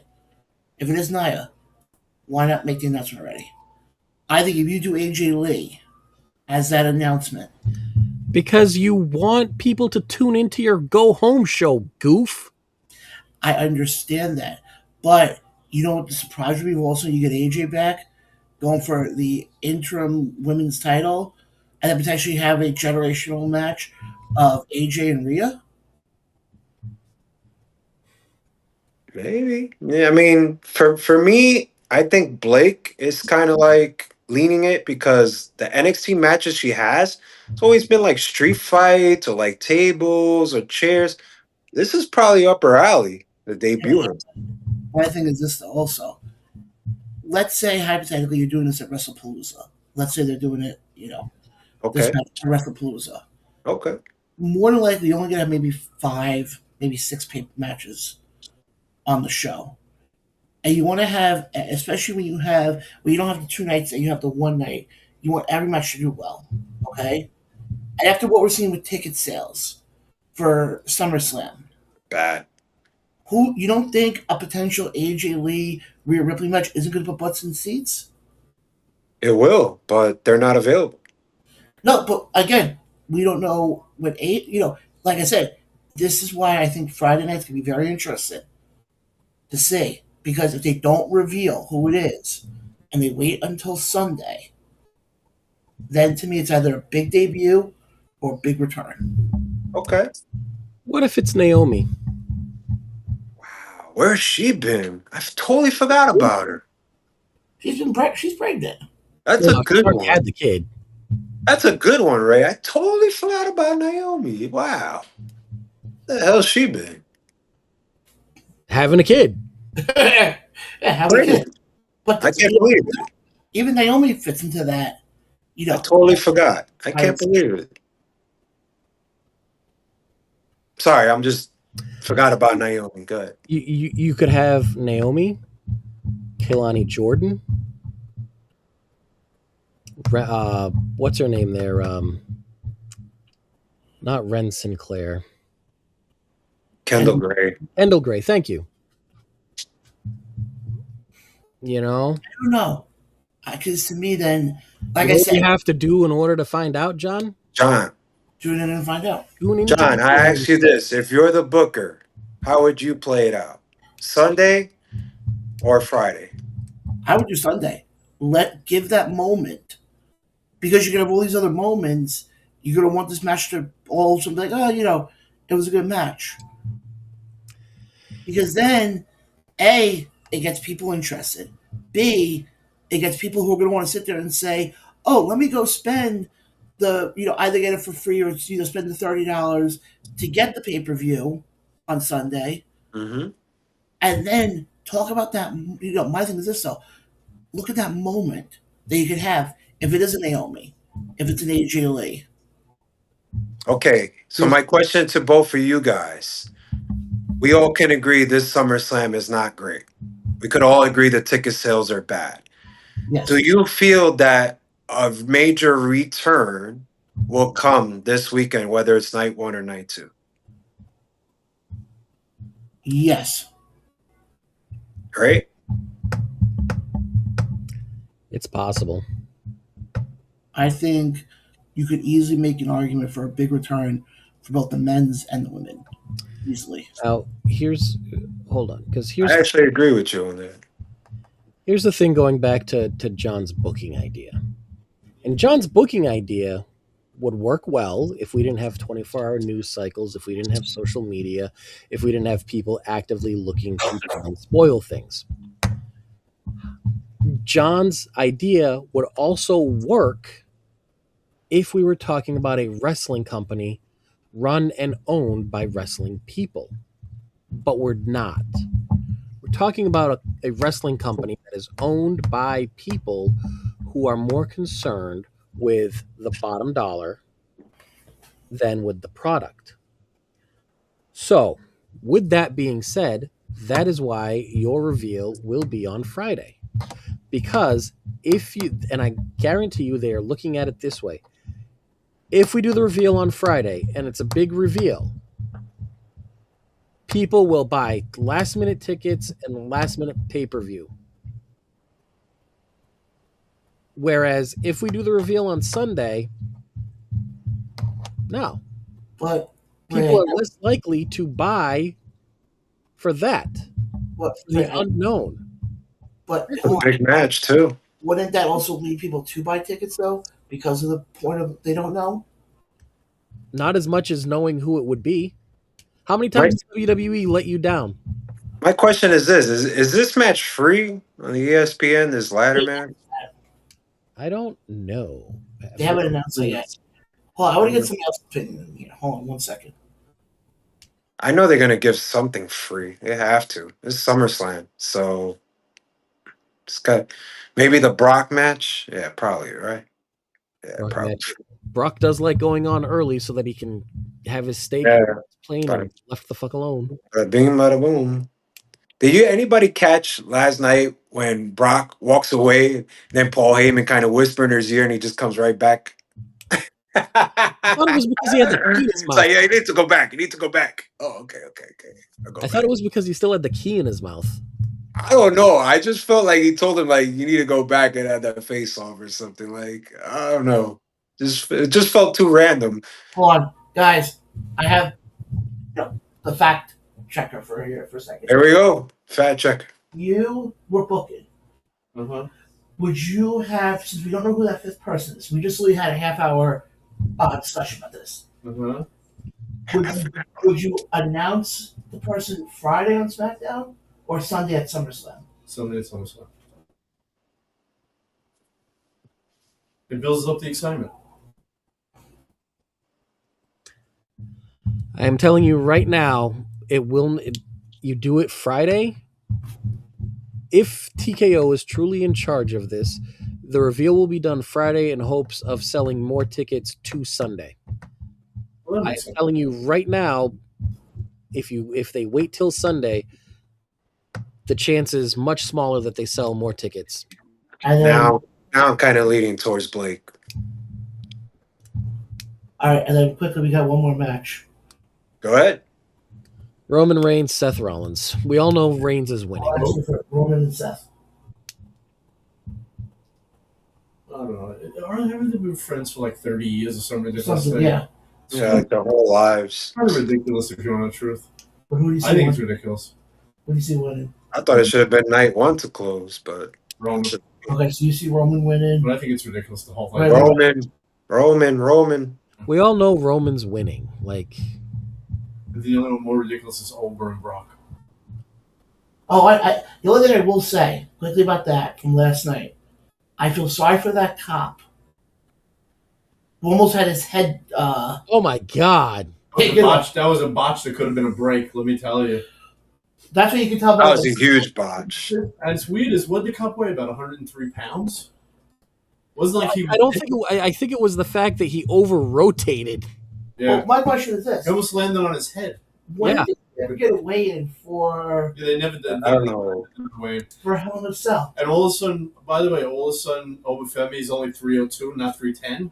What are you going on a diet? And Brock is 303. What, you had to have one up or something? Yeah, and the fact that he's attacking cops and Paul Levesque and Adam Pearce ain't doing nothing. By the way, I thought that Obafemi had a restraining order on him. Yeah. What was the deal? No, that was a ruse. I know. What was the deal with Brock locking the cage? Because Brock was trying to pull one up. Oh, it was just a horrible segment, but Yeah. It's terrible. And it was really bad. but Are you guys looking forward to SummerSlam? Not really. No. I'm not either. I don't think I can watch it, but by the way, we can't actually watch it okay. because I don't know if you guys saw this. I quickly want to bring this up. They announced, I think it was last night. I found this out. If you have YouTube TV is now covered for ESPN, the ESPN app. Damn. You just have to, not, and from what I read, not all of them have it. It's crazy. Why do we have it? We don't have it yet. I Also, we're not getting it. You know what else? You know what else you could do, John? I don't have it. Just use the damn link I put in the chat, and it costs you $3.99. Okay, there's that too. But Yeah, turn on TV and it's there. also, one other thing this one announced, they also announced the early part of 2027, YouTube TV will also now be covered with Peacock. Peacock. And Such a weird combo. I've got Xfinity, so my Peacock has always been free. Yeah, I was watching a show last night. on that note, Don't be jealous of my Peacock, John. but Ray, any last thoughts? John is jealous of my Peacock, and I fucking hate it here, but I'll never Your leave. Peacock's free. My Peacock's free. Jay, what about you? So many Peacock talk. I'm not going to get into that, but I'm just going to tell everybody, have a good night, people. We miss you. We love you. Hit and subscribe. John? No, like I said, I want to thank everybody who joined us. I know we kind of went a little over tonight, but that's what happens when you spend 85 hours dissecting AEW Redemption. Wait a minute. Well, hold on. Whoa. If It's somebody didn't keep going into tirades and off on 30 different freeways away true. from the pay-per-view, we would have had that done an hour ago. And I messed up. I think we all messed up. David Reynolds, birthday's next week, buddy. We're gonna get this fixed. We gotta go back to StreamYard for you, my friend. We will. We're gonna get this. We ready. We're gonna work on it during the week because our creative director will also get in here as well to spruce up the place a little bit. Ooh. Yeah, so it doesn't look like three hobos talking about nothing. But guys, I want to thank everybody who watched us tonight. Guys, again, catch Summerslam this weekend. We will have your fallout. Hopefully, Who cares? we'll have your fallout next week. And hopefully I won't have my LaGreca moment and go on 25 different rants. Probably will. Are you wondering if you? Oh, yes, that's right. I hope everybody has a great night and fuck Busted Open. We love you. Oh, I don't like this. Guys, we're out of here. Guys, again, follow us on Facebook, subscribe to us on YouTube because, guys, we are on both now. Oh, yeah. And guys, Sellouts. we are out of here. Good night, guys. We'll talk to you guys next week. Good night. Good night, everyone. Yeah. Love you. Can't wait.